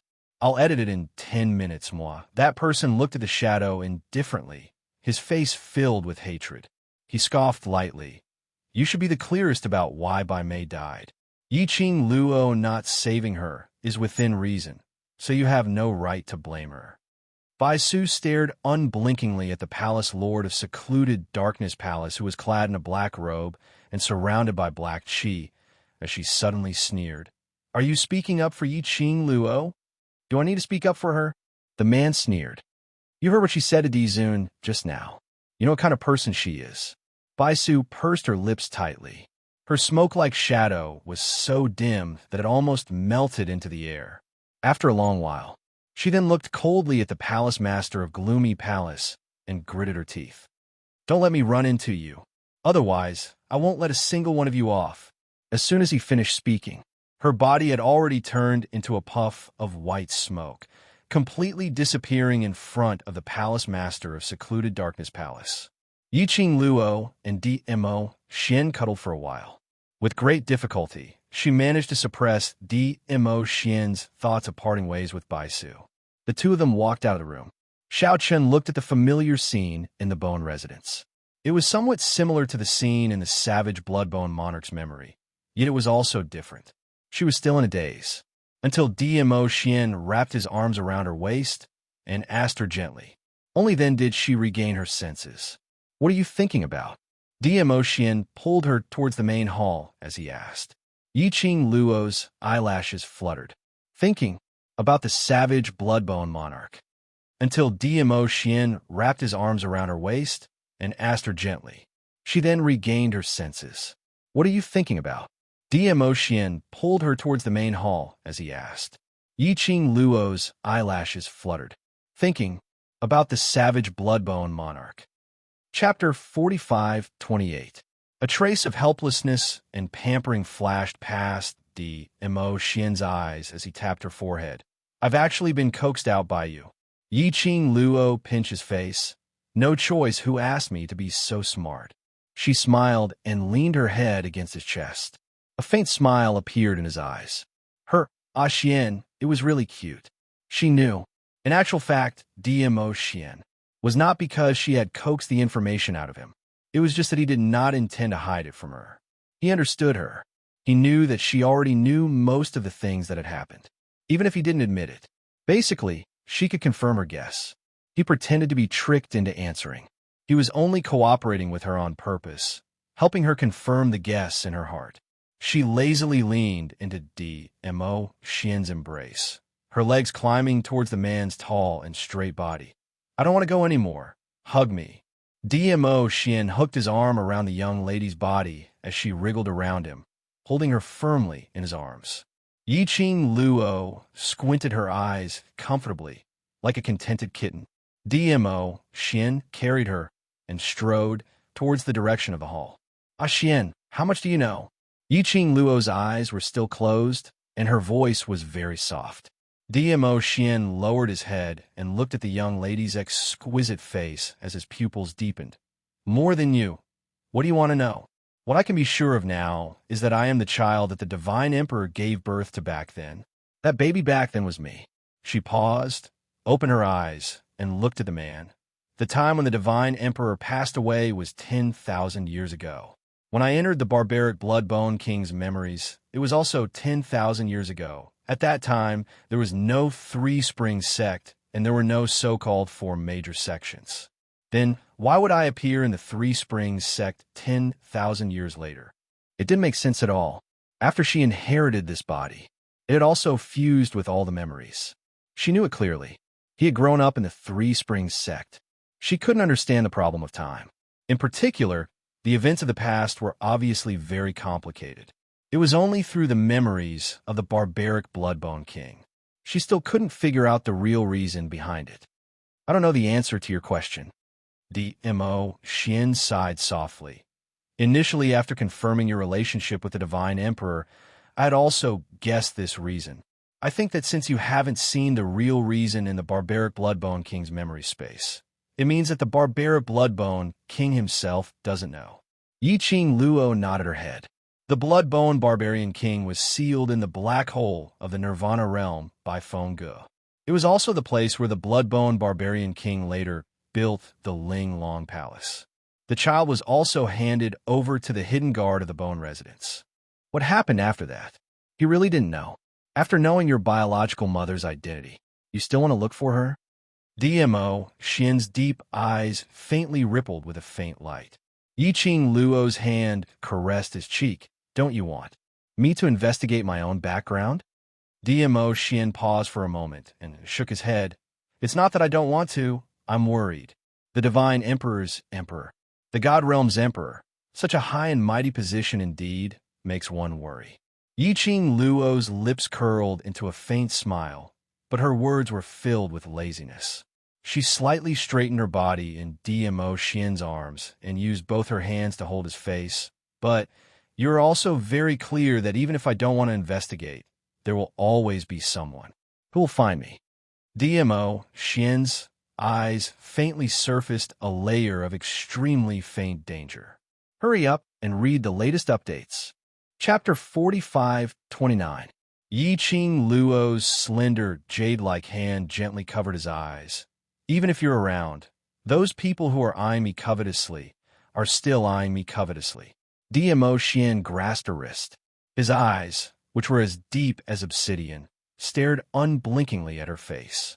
He said firmly, I won't let those people hurt you. Yiqing Luo's brows curved slightly. I know. She looped her arms around DMO Xian's neck once again and buried her entire body into the crook of his neck. Xian, regarding my parentage, I will definitely investigate. I must investigate clearly what happened in the past. Saying that, she raised her head again, her eyes sparkling, revealing a confident look. I promise you, in this process, I will do my best not to let myself get hurt and not to do anything that will make you worry. Perhaps it was the young lady's gaze was too sincere, or perhaps it was the young lady's words was too firm. DMO Xian looked at the young lady in front of him, his stern expression, finally, slowly softened. He sighed. The gaze which looked at Yiqing Luo became increasingly tender and affectionate.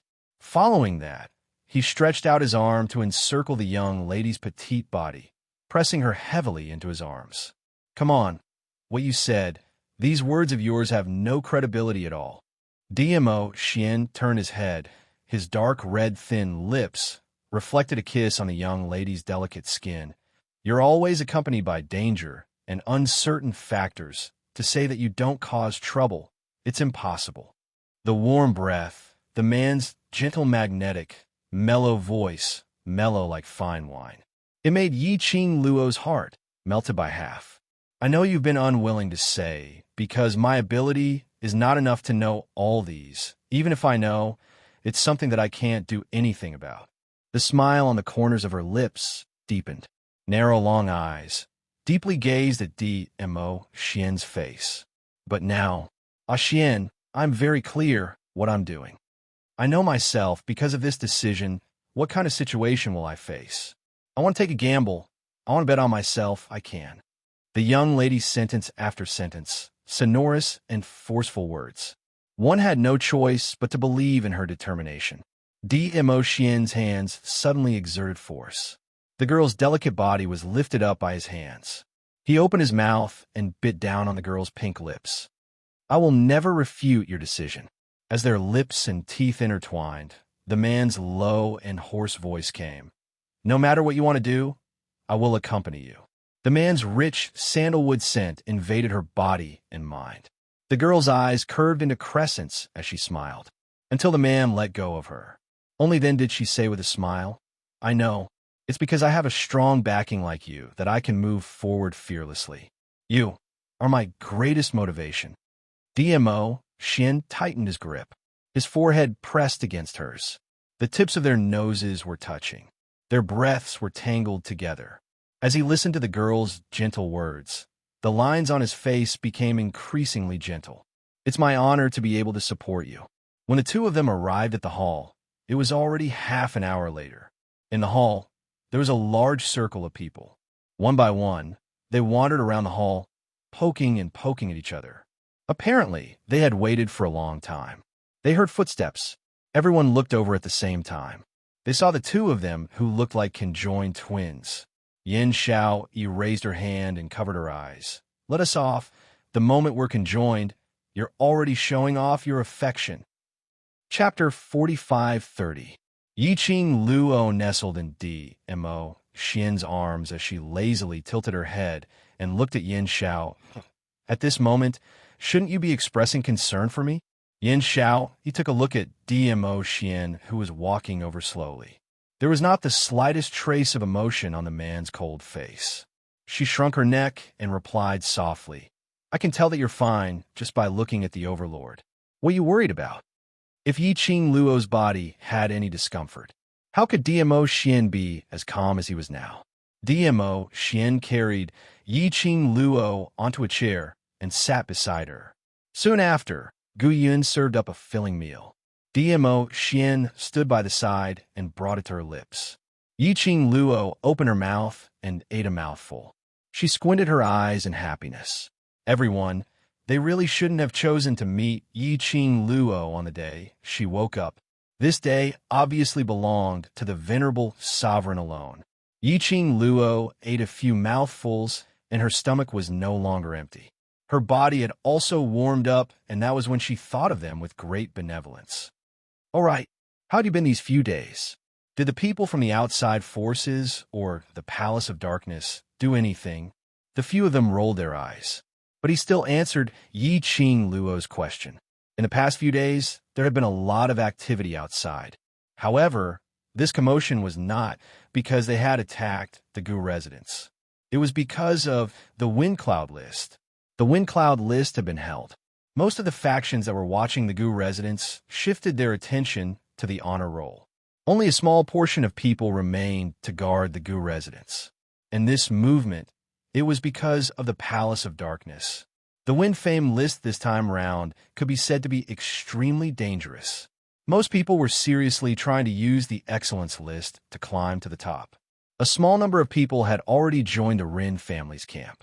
In the second round of the Wind Cloud list, just as the people of the major forces were exhausted from the duel, a figure suddenly appeared. The people of the Rin clan in the arena took advantage of the break to attack the forces around them.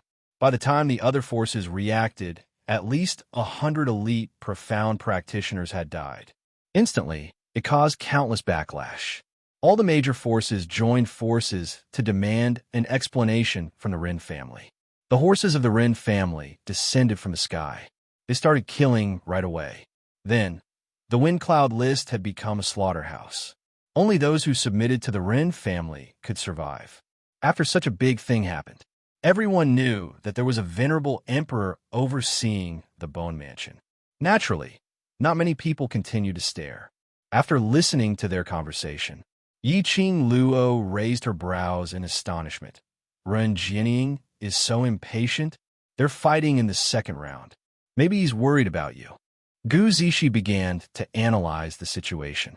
Ren Jianying could have easily obtained the inheritance rights of the Rin family from second young Master Ren's hands.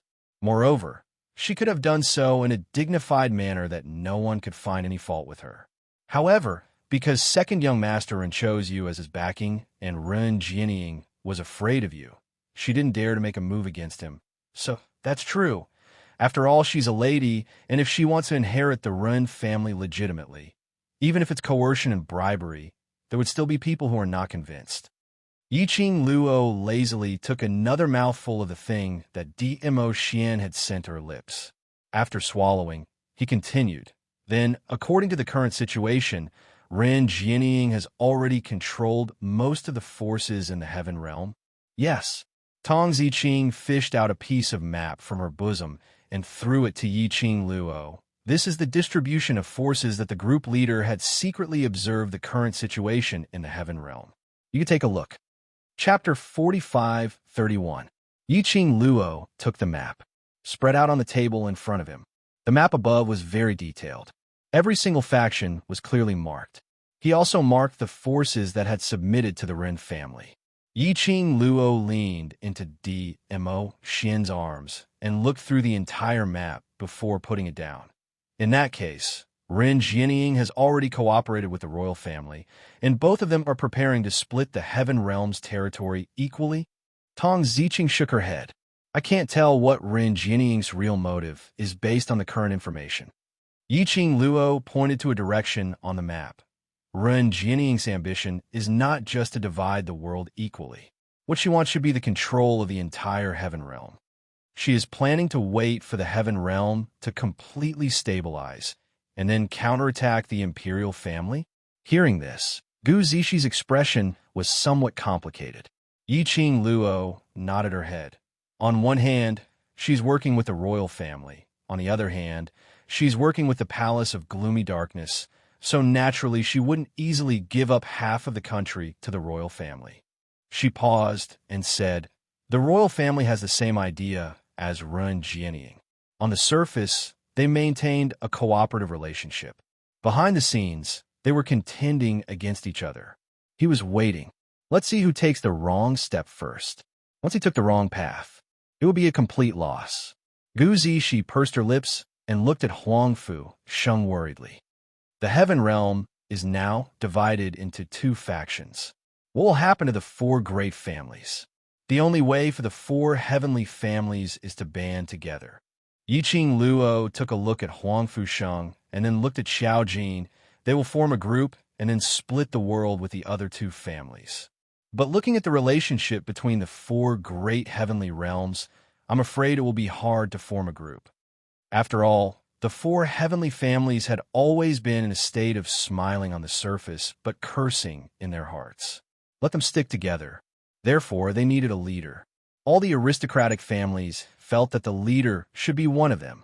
Therefore, it was impossible for them to live in peace. After Yiqing Luo finished her words, she looked at Xiao Jin and Huangfu Sheng's slightly changed expressions, and her lips curled as she continued. But, based on Huangfu family's current situation, there's a high possibility that they will choose to rely on the Ren family or the royal family. She paused. As for old man Huangfu, if he's willing, he can first hide in the Gu residence. On the surface, Huangfu Sheng and Xiao Jin didn't seem to care about the Huangfu clan. However, deep in their hearts, they didn't want the Huangfu clan to be destroyed just like that. What they hated the most was the current clan head of the Huangfu clan and his people, not the Huangfu clan. Yiqing Luo folded the map once again and immediately stood up. She walked towards Tong Ziqing and returned the map to her.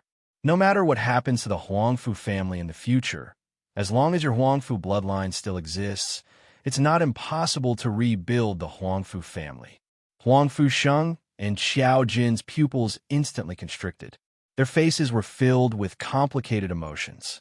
After the Ren family stabilizes the current situation, the next one will be our Gu mansion.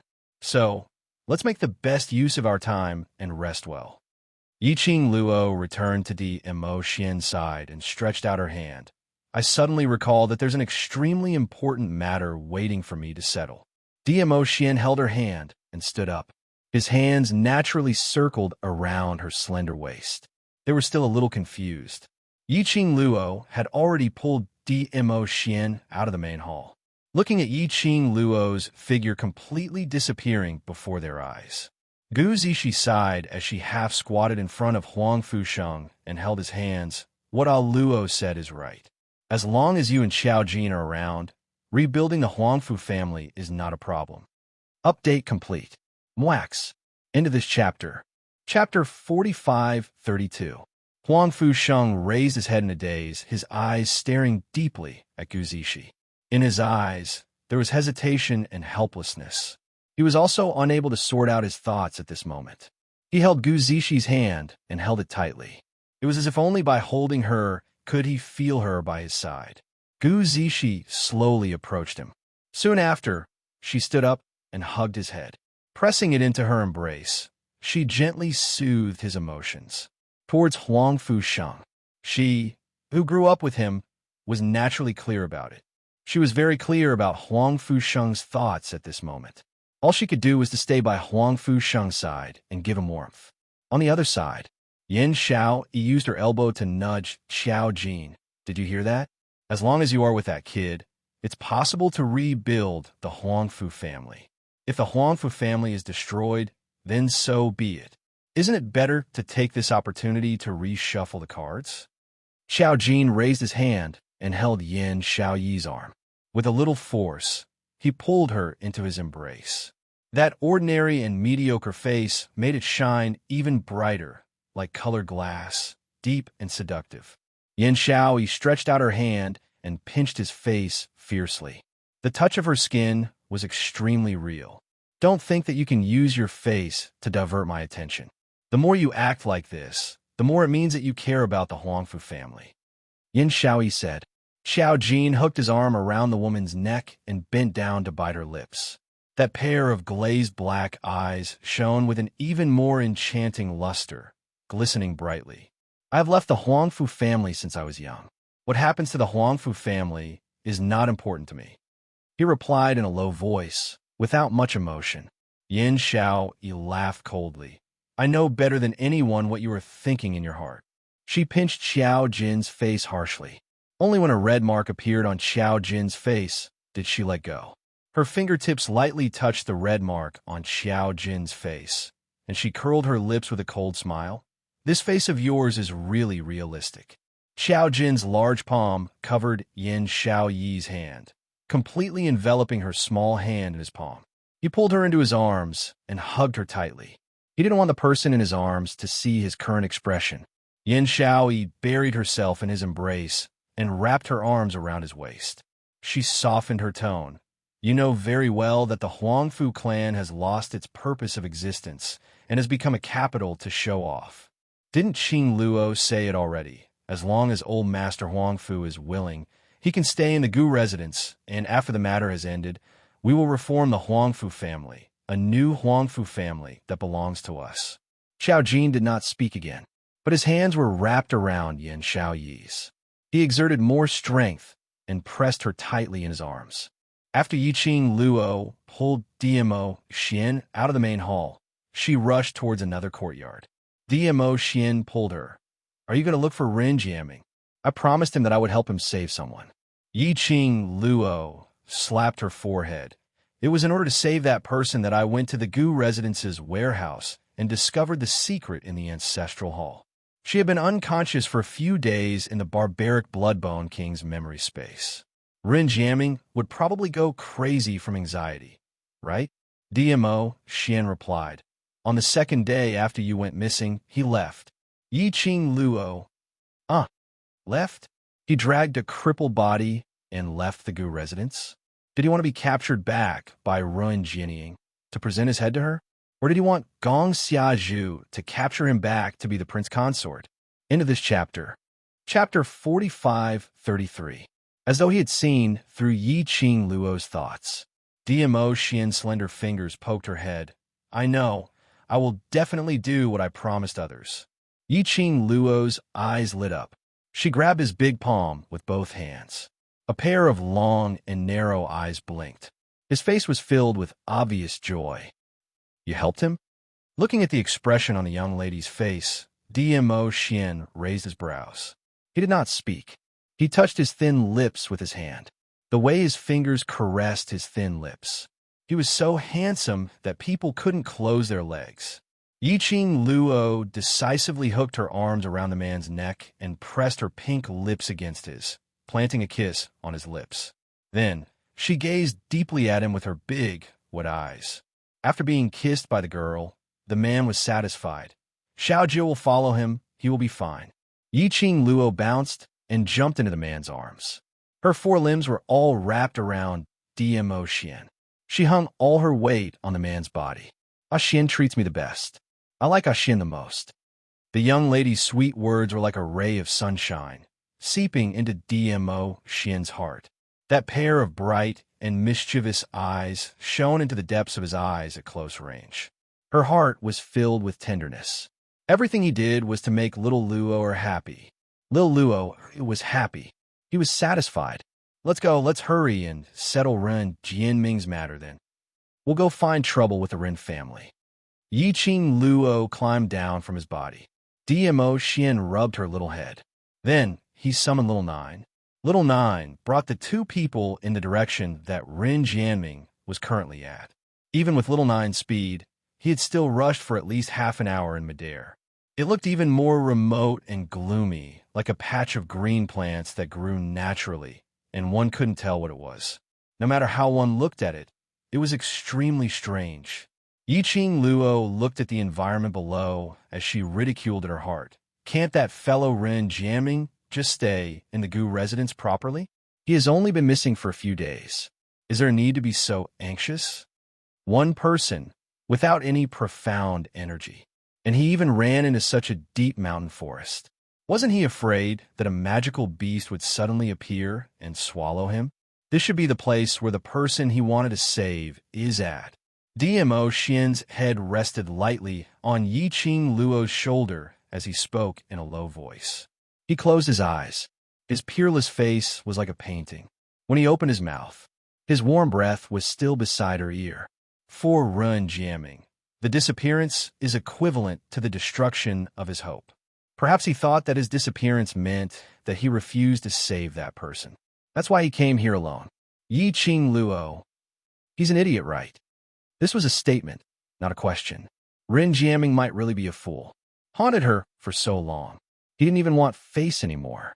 After much effort, she finally agreed. Did he just give up? There must be something wrong with this child's brain. Little Nine stopped in the depths of the forest. DMO Xian carried Yiqing Luo down and stood on the ground. As far as the eye could see, everything in front of him was green. The green was strange. Little Nine said that Ren Jiaming stopped here. DMO Xian held Yiqing Luo's hand as they walked towards the front. Trees after trees flashed past in front of them. DMO Xian brought her and went around several rounds. All of a sudden, the scene in front of him turned into a huge cave in an instant. Just like when she was in barbaric Bloodbone King's memory space, changing the scenery. Chapter 45-34.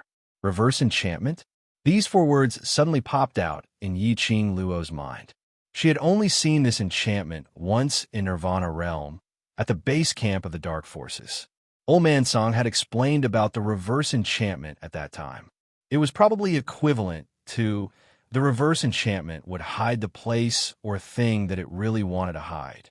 And for those who didn't know how to break the array, when they entered the reverse enchantment, they would only see the scene displayed by the reverse enchantment.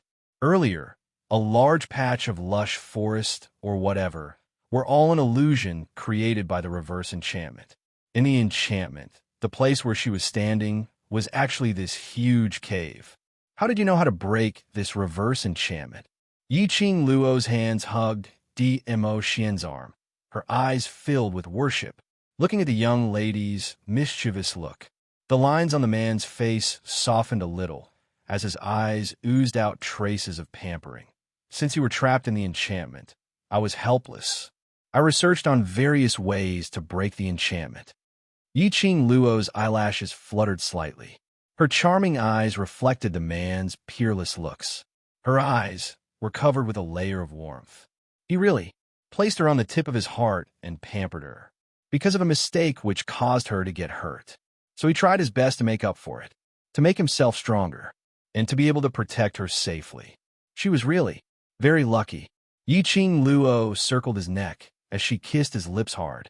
The young lady's eyes were rippling like water. Touched, gentle, affectionate. A smile flashed past DMO Xian's eyes. Immediately his large palm clasped the young lady's slender waist tightly, deepening the kiss. The corner of his gaze seemed to be provoking and also seemed to be warning as it swept past somewhere not too far away. In the darkness, a figure could be seen faintly, standing at the corner. That person looked at the scene in front of him without blinking. His gaze fell onto that devastatingly beautiful young lady's face. Looking at the young lady's blissful smile. Looking at the young lady's gentle and affectionate gaze. His heart felt as though it was being strangled, as though it was about to suffocate. The words that were in his mouth were swallowed back, until the man's corner of his gaze swept over. That made his body suddenly stiffened. He quickly turned around and left that angle, as though he was fleeing for his life. It was just like the deepest secret in his heart seemed to have been discovered. That kind of panic. What's that sound? Yiqing Luo's ears twitched as a small head popped out from the man's body and looked around. Just now, he seemed to have heard light footsteps. DMO Xian naturally held Yi Qing Luo's hand as he walked towards the direction where that person had left. Probably Ren jamming. Let's go take a look. Yi Qing Luo responded with a N and followed behind Dmo Xian. After walking for a while, Yi Qing Luo indeed heard clearer footsteps. In the dark cave, there was a flickering light ahead. A tall figure stood out amidst the light. It seemed to have heard their footsteps. The figure walked even faster. Yi Qing Luo looked for a while and barely recognized the other party. Ren jamming? That person's footsteps paused. Then he suddenly sped up and strode forward. It was that meal. Yi Qing Luo was almost certain that the person in front was Ren jamming. That child. Was it because she wasn't punctual and threw a tantrum? Yi Qing Luo turned her head to look at Dmo Xian as she said, "I'll go catch that devilish brat. What's the meaning of running away the moment he sees me?" Saying that, she rolled up her sleeves and chased after that person. Hurry up and read the latest updates. Chapter 45-35. Before Dmo Xian could even open his mouth, the girl had already rushed over. He shook his head helplessly and dotingly. Naughty brat. He was a child. He didn't know how he was able to say the words, naughty brat, so calmly. The person in front was running a little slowly. Yi Qing Luo merely took a few steps and had already caught up to that person. She grabbed the man's shoulder and turned him around. Under the dim light, Ren Jamming's expression was ugly, mixed with complicated emotions. The expression in his eyes when he looked at her was also very complicated. After meeting Yi Qing Luo's gaze, Ren Jamming turned his head away. "Why are you running?" Yi Qing Luo pressed his shoulder tightly. Ren Jamming lowered his head and said nothing. Yi Qing Luo directly slapped his forehead. "Speak. Why are you running? You don't want to see me?" "No." Ren Jamming opened his mouth, his voice a little hoarse. Yi Qing Luo snorted coldly. "No. Then why did you run away when you saw me?" Ren Jamming stammered, unable to utter a single word, especially when he saw the man walking out from the darkness behind the young girl. His face turned even paler. The man was noble and elegant as he slowly walked over. It was as if a king had descended. It caused people to unconsciously submit to him. He lowered his head again and did not speak again. Yi Qing Luo followed Ren Jamming's gaze and looked behind, after seeing that it was Dmo Xian. Then, he turned his head and looked at Ren Jamming. "Didn't you just agree to help? Did you have to run away when you saw me?" Her gaze went past Ren Jamming and swept behind him, where the light came from. "At that time, I didn't set a time with him, so I didn't know about that person's situation. Don't tell me that I'm late by just a few days, but I'm already too late?" No, Ren Jamming immediately said. "I don't blame... You didn't blame me for running away so quickly when you saw me." Yi Qing Luo pushed him away and walked towards the light. "Is the person you want to save inside?" Ren Jamming leaned to the side. His gaze landed on Dmo Xian again. His pupils constricted. Then, she looked away in a panic.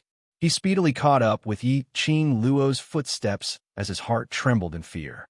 He saw the intimate scene between Yi Qing Luo and Dmo Xian. His heart would ache. Actually, he had discovered his feelings towards Yi Qing Luo a long time ago. It was just very clear. He was unable to stand by Yi Qing Luo's side. The person standing beside her should be someone even more powerful. Therefore, he had been suppressing his feelings. However, the look in Dizun's eyes just now had obviously seen through all his thoughts. The Overlord knew about his feelings for Yi Qing Luo. Ren Jamming tried hard to calm himself down, putting himself in the position of needing Yi Qing Luo's help to save someone. He knew it was impossible for him to compete with Venerable Sovereign. He had never thought of standing by Yi Qing Luo's side. Yi Qing Luo continued forward. He walked closer to the light. Then he saw a luminous pearl flickering in and out of existence. After the luminous pearl, it was an ice bed that looked like an ice sculpture. No, it wasn't Wanru. It was because the bed was made of ice. It was also emitting a thin, white cold current. On top of that ice bed, an old man with a white beard laid there with his eyes closed, not moving at all, not knowing why. She felt that the old man's figure was a little familiar. Yiqing Luo frowned slightly as she walked towards the ice bed. That person's face on the ice bed was clearly reflected in her eyes. Her pupils suddenly expanded. A disbelieving expression flashed past her eyes. Chapter 45:36. The person on the ice bed had a white beard and white hair. He was dressed in a white robe. Even if Yiqing Luo closed her eyes, she would still be able to recognize that face. Old Man Song. The person lying on the ice bed was Old Man Song. DMO Xian also walked up, and when he saw the person on the ice bed, he was slightly stunned. He looked at the girl beside him, who was obviously stunned. He stretched out his arms and pulled her into his embrace. You didn't see wrongly, it's him. DMO Xian's lips curled up slightly as he replied gently. Yiqing Luo suddenly regained her senses as she hurriedly walked towards the ice bed and squatted down beside it. Ren Jiaming walked over from behind, looking at Yiqing Luo's expression, and DMO Xian, who was standing by the side. Sensing that something was amiss, he asked, "Do you know him?" Yiqing Luo wanted to stretch out her hand and touch the old man's hand, but he paused midway. Her breathing was a little erratic. She slowly raised her head and pursed her lips as she looked at Ren Jiaming. Why is he lying here? Was the person on the ice bed Old Man Song's body? The person Ren Jiaming asked her to save was Old Man Song? Ren Jiaming looked deeply at the old man on the ice bed. He wanted to protect me. So Ren Jiaming, protection? Ren Jiaming? Yiqing Luo's expression changed slightly. He subconsciously raised his head and looked at DMO Xian. Something was not right. If this person was Old Man Song, then the timing didn't match at all. 10,000 years ago, Old Man Song had fallen into a deep slumber within the Azure Dew bracelet, becoming its guardian spirit. And Ren Jiaming was the person who had just appeared. How could he be lying here because of Ren Jiaming? But if this person wasn't Old Man Song, then how could it be explained that he had the exact same face as Old Man Song? DMO Xian's large palm landed on the young lady's head as he gently rubbed it and said, "This isn't a difficult matter. Don't forget that when the barbaric Blood King was suppressed in the Nirvana realm, he was still in the Heaven realm, mobilizing his own forces." His gaze faintly swept over Old Man Song, who was lying on the ice bed. Perhaps this is Old Man Song's avatar. Doppelganger? Yiqing Luo was stunned. You can play this way? Then why has Old Man Song never mentioned it to me? DMO Xian pondered for a moment, because he himself might not even know. Yiqing Luo pursed her lips tightly. She lowered her eyes and looked at the Azure Dew bracelet on her wrist. Her slender, jade-like fingers lightly stroked it. I previously promised Old Man Song that I will help him find his own body and let him become a new person. Yiqing Luo's charming eyes flashed a faint radiance. Her gaze again fell on the person on the ice bed. If it's Old Man Song, can I? Yes. DMO Xian's hands wrapped tightly around her slender waist. He is Old Man Song. If he's able to fuse Old Man Song's spiritual body into his body, he will become a real person. Wait, what are you guys talking about? Ren Jiaming was confused as he listened to their conversation. He took a look at Old Man Song and looked at Yiqing Luo. What do you want to merge with him?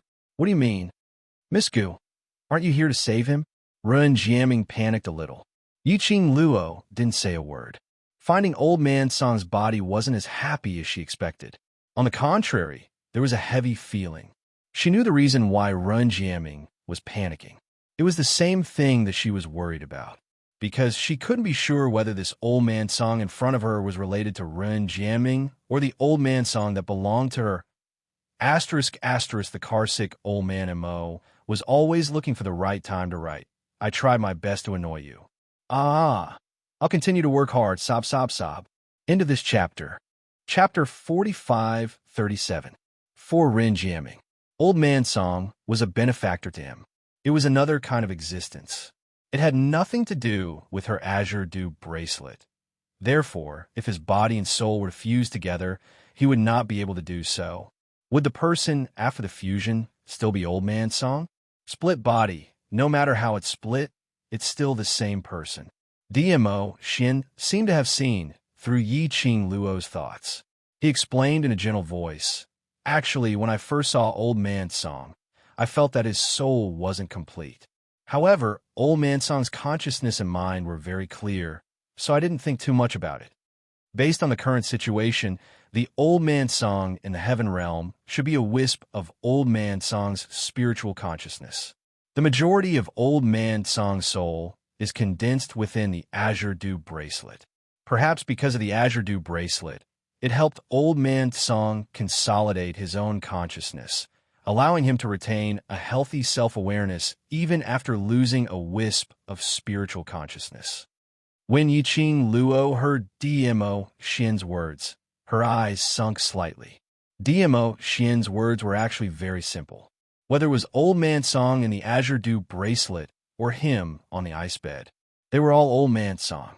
One was the soul, one is the body.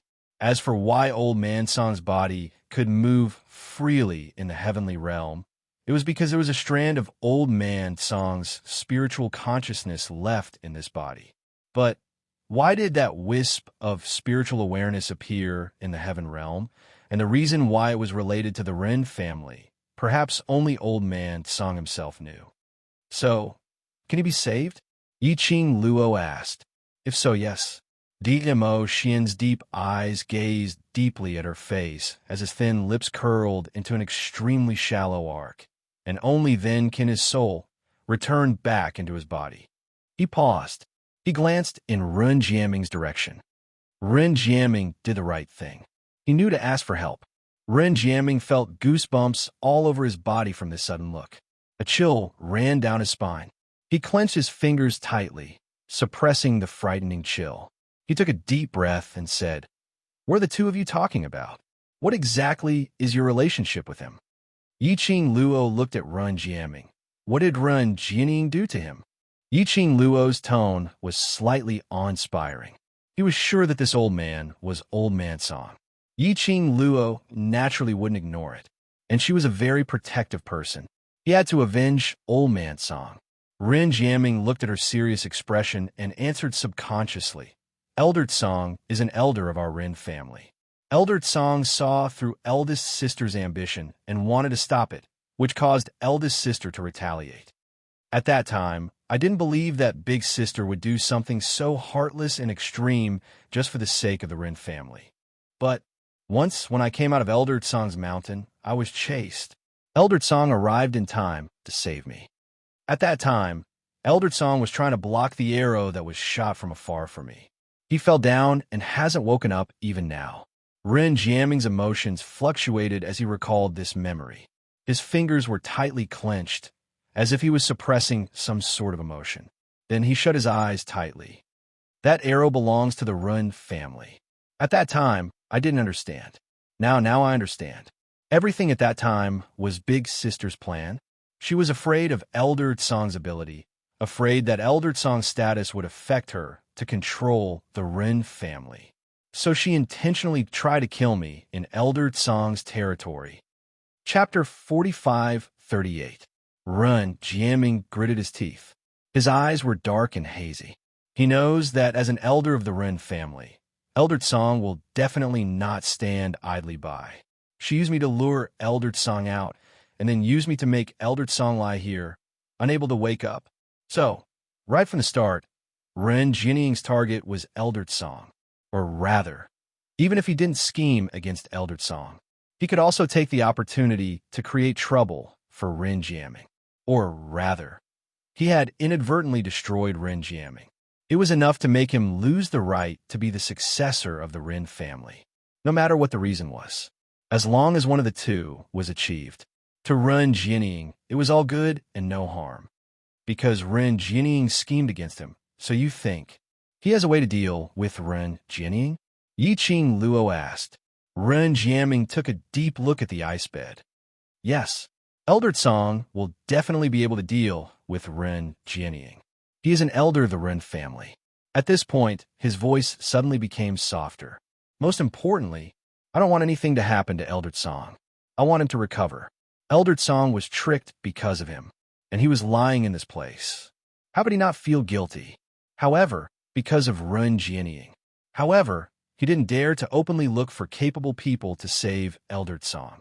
He could only maintain his image as a hedonistic young master on the surface, while secretly searching for a way to save Eldred Song, until he met Yi Qing Luo. Yi Qing Luo muttered to herself for a moment and replied calmly, "I will save him, as long as you're willing. I can agree to any conditions." Ren Jiaming clenched his fists tightly as he looked at Yi Qing Luo anxiously. Yi Qing Luo shook her head. "There's no need for any conditions or requests. I'm the one who wants to save him." Perhaps it was because Yi Qing Luo's tone was simply too serious. Ren Jiaming clenched his fists and asked tentatively, Eldred Song too? What do you mean by what you just said? Does Eldred Song have a very good relationship with you guys? To me, he is the most important elder. Yi Qing Luo's charming eyes overflowed with radiance. So, I will save him. Ren Jiaming wanted to ask something, but he closed his mouth in the end. No matter what the relationship between Yi Qing Luo and Old Song was, since Yi Qing Luo had agreed, she would never go back on her word. She would definitely make Eldred Song open his eyes again, but a little difficult. Yi Qing Luo slowly squatted down beside the ice bed. She held the hand gently. It was bone-chilling. It was extremely hard. Yi Qing Luo's hands were trembling. "Miss Gu, you can't touch Eldred Song." Ren Jiaming saw Yi Qing Luo's action and was so shocked that his eyes deepened. "This is the 1,000-year frost. Old Song is protected by the cold air of the 1,000-year frost. This cold air will hurt you. It doesn't matter." The emotions in Yi Qing Luo's eyes fluctuated strangely. Her heart was beating wildly. She held Old Man Song's hand, although it was cold, but it was truly Old Man Song's body. Ren Jiaming saw that DMO Xian had no intention to stop him, so he didn't say anything more. If the cold air really hurt Yi Qing Luo, DMO Xian would probably be the first one to stop Yi Qing Luo from touching the ice. He placed all of his thoughts on Eldred Song. "Miss Gu, you said it's a little difficult. What do you mean? His situation is not as simple as you think." Yi Qing Luo let go of his hand. The reason why he fainted is not only because of Run Jianying's schemes. Chapter 45-39. I can only do my best to help him. This is my promise to him. I promised him she would help him find a body that belonged to him and turn him into a true human. The tenderness in Yi Qing Luo's eyes gradually dispersed. Instead, there was determination in her eyes. Regarding Old Man Song's situation, Yi Qing Luo didn't really understand. Through DMO Xian's explanation, she roughly understood. As long as he fused Old Man Song's spiritual body with his body, the memories between the two would also merge. Yi Qing Luo remembered that Old Man Song had mentioned it before. He wanted to turn Old Man Song back into a true human. He needed to collect all 5 pieces of the Azure Water Divine artifact. Currently, she only had the Azure Water Ring, the Azure Water Silk Chain, and the Azure Water Pendant. He was still missing the Azure Crystal Pendant and the Azure Water Light Chain. As of now, she was still unable to sense the existence of the other 2 divine artifacts in her hands. Yi Qing Luo looked at the person on the ice bed and said word by word, "I will definitely remember the Song Shui 5-piece set, and will definitely find a way to let you stand in front of me in a human form." The Azure Dew bracelet suddenly scorched her hand. It seemed to be Old Man Song's reply. Yi Qing Luo's lips curled into a smile as her fingertips covered the Azure Dew bracelet. Just as he was about to ask Old Man Song's spiritual sense if he still had any memories of his body, the man behind her suddenly grabbed her slender waist. His expression became slightly serious. "Something has happened in the Gu residence." Yi Qing Luo immediately raised her head. "What happened?" "Before I left, I set up an enchantment outside the Bone residence." DMO Xian held her still, icy cold hand. "There's a fluctuation in the enchantment. Someone has left the enchantment." "Leave?" Yi Qing Luo's heart thumped. At the critical moment of the Heaven Realm, if he left the Gu residence so easily, he would be captured and skinned at any moment. There, There were clues to the divine phoenix profound heart jade and the divine emperor's tomb. These 2 points attracted the attention of the various forces. On top of that, Ren Jianying had led the Ren family to take advantage of the situation during the leaderboard. Ren Jianying planned to control the entire heaven realm in a short period of time. Furthermore, Ren Jianying was in the Gu residence. If the people in the Gu residence left the Gu residence, they would definitely be killed. The walls had been gnawed until nothing was left. Let's go. Let's return to the Gu residence first.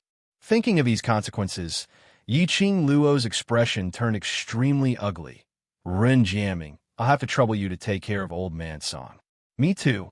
Ren Jianying was just about to speak, but he was interrupted by Yiqing Luo. This place is a very good hiding place. You stay here and guard old man Song. Without waiting for Ren Jianying to speak, she took the lead and headed back in the direction they came from. When Yiqing Luo arrived at the Gu residence, the Gu residence was already in a mess. Guyan stood at the entrance of the Gu residence and opened her arms. All of you, calm down. Sir Dizun has specially ordered this servant not to let you leave the Gu residence. There must be a reason for Sir Dizun. Yin Xiao, Yi, and Gu Zishi were blocked at the door. Their expressions were ugly and dark. One of their hands was on Gu Yun's arm, wanting to push her away. Beside him stood Tong Ziqing and Long Yinzhan, whose expressions were also not very good. He looked around. However, Gue Wu and the others were nowhere to be seen. Chapter 45-40. Yin Xiao, Yi, and Gu Zishi, who were struggling to rush out of the Gu residence's main door, stopped. Since the other party used such a method, then they must have set up an inescapable net, waiting for you to walk right into it.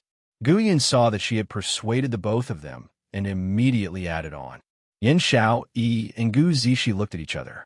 The expressions on their faces were complicated, as though they were forcefully suppressing the surging emotions in their chest, trying their best to calm their own emotions. Yin Xiao Yi's fingers clenched tightly as she punched the air. Then what should we do? Don't tell me we are just going to stand here and wait. Guyan lowered her head in difficulty.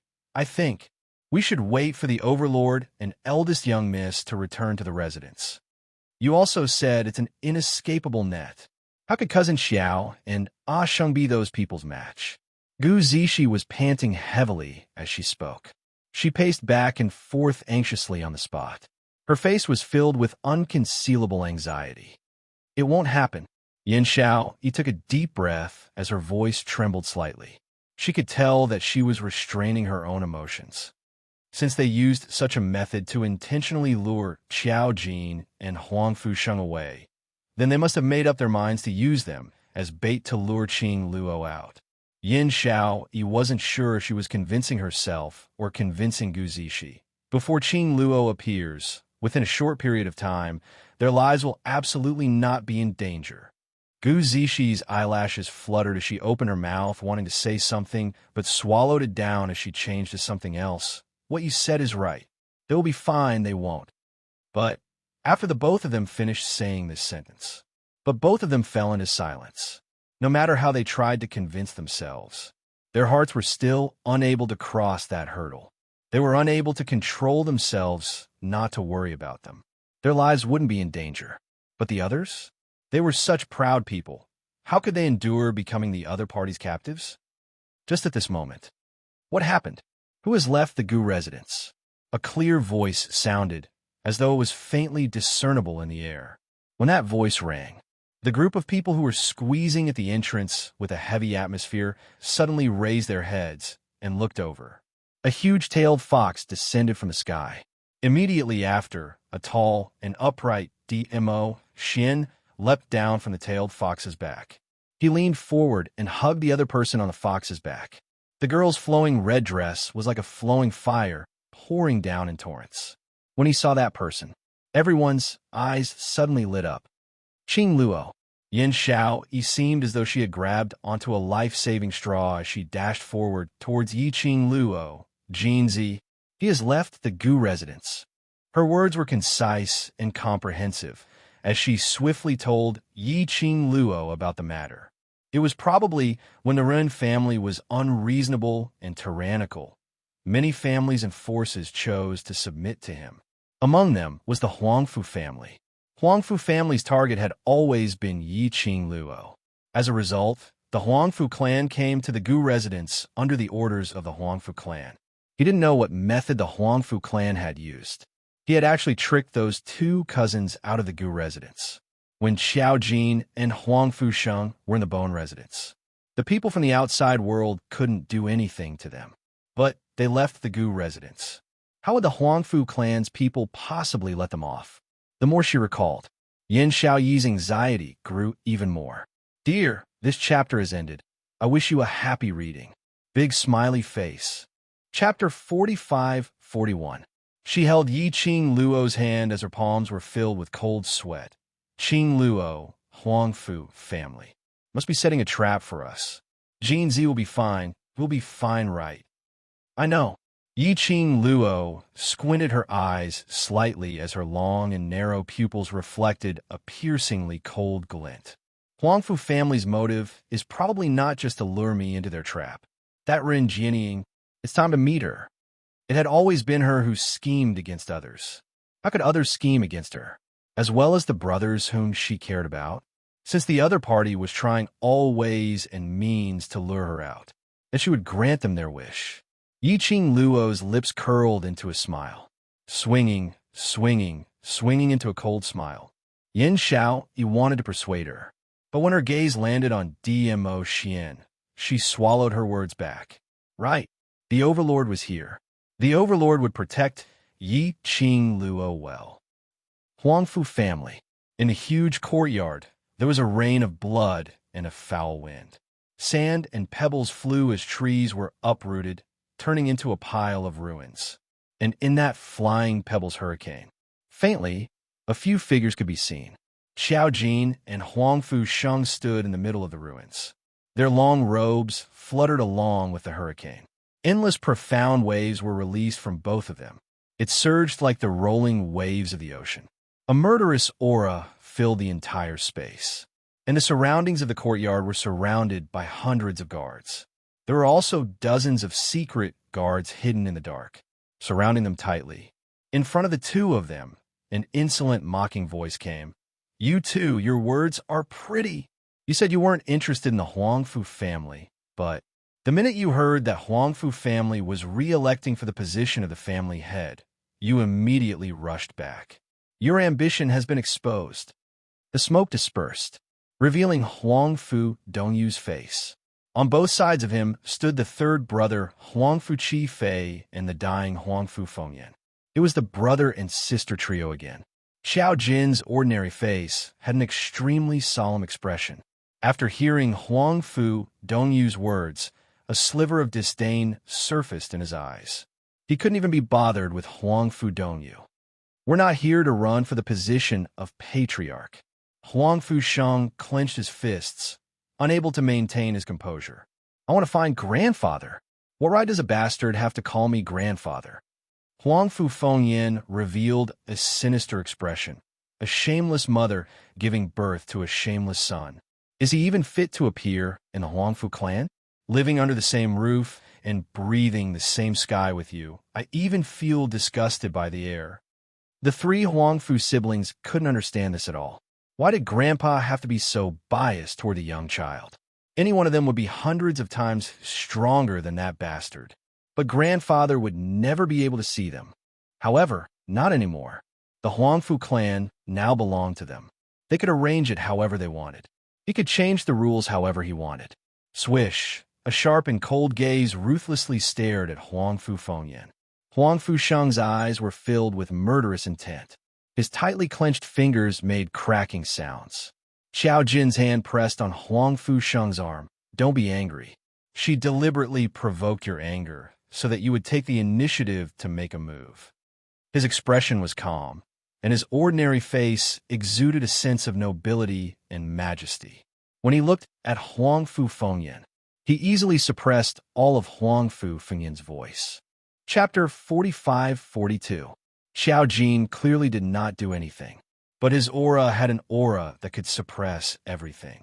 Huangfu Sheng's muscles were all tensed up, and there was an irrepressible anger in his emotions. But after looking down at the hand on his arm, he still suppressed his anger. Huang Fu Fengyan knew what his bottom line was. She was also very clear about what words could provoke his most direct anger. Huang Fu Fengyan mentioned his mother at this time. It was obviously intentional. If he really made a move, she would fall into the opponent's trap. Huang Fu Fengyan was frightened by Huang Fu Sheng's gaze. Her face instantly turned pale. But she forced herself to show a provocative expression. But the enraged Huang Fu Sheng only looked at her with an extremely vicious gaze and did not have the intention to make a move. Huang Fu Fengyan did not achieve her goal and was even stared at by Huang Fu Sheng's vicious gaze. There was an inexplicable feeling of strangeness. She looked at the side, at the gentle and elegant Huang Fu Qifei, and her eyes were slightly in a mess. She took a deep breath, then looked at Huang Fu Sheng and continued, "Don't make it sound so nice. At the end of the day, you just want to compete for the position of the head of the Huang Fu family. But let me tell you, you're a bastard, a wild beast that has long been removed from the family tree. Both of you have no right to compete. Who cares about the competition for the position of the head of the family? I will only say it once, hand over the old man. What you want to do in the future has nothing to do with us." Xiao Jin impatiently interrupted her. Although grandfather is no longer the head of the Huang Fu family, his authority is still there. Now that the selection for the position of head of the family is imminent, grandfather naturally has to uphold justice in the Huang Fu family. Huang Fu Fengyan sneered and said, "You say that you want to see grandfather, but you just want to make use of grandfather's fondness for you to gain his support." Xiao Jin did not even bother to look at her, but stared directly at Huang Fu Dongyu and said, "Tell me directly, you specially made use of the old man to lure us here. What is your motive?" Huang Fu Dongyu placed his hand behind his back and sneered, "Naturally, I want you to never be able to return to the Huang Fu clan." There was an obvious murderous intent in his eyes. Both of you are incompatible with the Huang Fu family. Both of you don't have the right to stand in the Huang Fu family. The only way to prevent you from ever returning to the Huang Fu clan is— Huang Fu Dongyu grinned, revealing a treacherous sneer as he said word by word, "Both of you die." As soon as he finished speaking, a slim and graceful figure walked out from behind the two of them. The man was dressed in black, and his black hair was tied into a simple bun, revealing his exquisite face. That person had an outstanding temperament, and his every movement was filled with nobility. Between her eyebrows, there was the beauty of a woman, as well as the sharpness of a person in a superior position. When Huang Fu Sheng saw who it was, he cautiously moved closer to Xiao Jin. "Ren Jianying." Yes, the person who came was the current head of the Ren family, Ren Jianying. Ren Jianying's posture was noble and arrogant. She raised her chin slightly, revealing her fair neck. Her red lips curled slightly. "I have no choice. First Mistress Gu refused to leave the Gu residence. If I want to see her, I can only use this method." Although Ren Jianying was smiling, but under that smile, there was a huge turbulence. End of this chapter. Chapter 45-43. She raised her finger. She didn't waste any words. She directly made her move. Xiao Jin vaguely saw the extremely faint black aura that Ren Jianying swept away when she made her move. It was a little strange. When he looked again and again, he didn't see anything. The next moment, Ren Jianying's attack had already rushed in front of him. As expected of the person who crippled Ren Jianying and became the new head of the Ren family with her own strength. When she made her move, there was no hesitation at all. Xiao Jin and Huang Fu Sheng didn't even have time to react. They quickly raised their hands to counterattack. The two sides were fighting. He didn't know if it was Xiao Jin's illusion. Every time Ren Jianying made her move, Xiao Jin could vaguely see a wisp of extremely faint black yin-chi lingering around Ren Jianying. Bang! There was a loud explosion. A figure was sent flying by the mysterious wave and fell heavily to the ground. Then there was the sound of weapons colliding. Huang Fu Sheng, Xiao Jin wanted to catch Huang Fusheng, who was flying out, but he didn't have time to move. Ren Jianying had already attacked from the other side. As soon as she got close, Xiao Jin could almost clearly see the black aura seeping out of Ren Jianying's eyes. That kind of black aura made one's heart palpitate with fear. His heart skipped a beat. The expression on his face also changed slightly. Oh no, this black aura. It was the evil aura of the Dark Palace. Ren Jianying, Ren family, Dark Palace. No wonder. Ren Jianying could so smoothly seize the position of the head of the Ren family, and also so smoothly split the world with the imperial family in the Heaven Realm. With the help of the Dark Palace, it probably wouldn't take long. The imperial family would have to lower their heads to Ren Jianying. This Ren Jianying really couldn't be underestimated. Huang Fusheng suddenly let out a miserable scream. Xiao Jin's gaze immediately looked over. He saw that Huang Fusheng's face was pale, his hands forcefully blocking in front of his chest. An obvious black aura suddenly penetrated his body. Blood gushed out in an instant. Xiao Jin lifted his foot, wanting to rush over. However, the woman's soft laughter rang in their ears. I'm really sorry. You two, be obedient and you won't have to suffer so much. This voice was very close. Xiao Jin suddenly raised his head. He met Ren Jianying's sharp and beautiful eyes. She curled her lips at him and smiled sweetly. However, there was a bloodthirsty sneer in his eyes. Xiao Jin quickly retreated. She was actually this powerful. To actually be able to use the mysterious energy of Dark Ghost Palace properly, his movements were a step too slow. The power that erupted from Ren Jianying shook the surrounding air. Suddenly, he felt as if something was squeezing his chest. The next moment, blood flowed out from Xiao Jin's mouth. His body also staggered a little. Don't worry, I'll be gentle. Besides, I don't want your lives. Ren Jianying was still smiling faintly.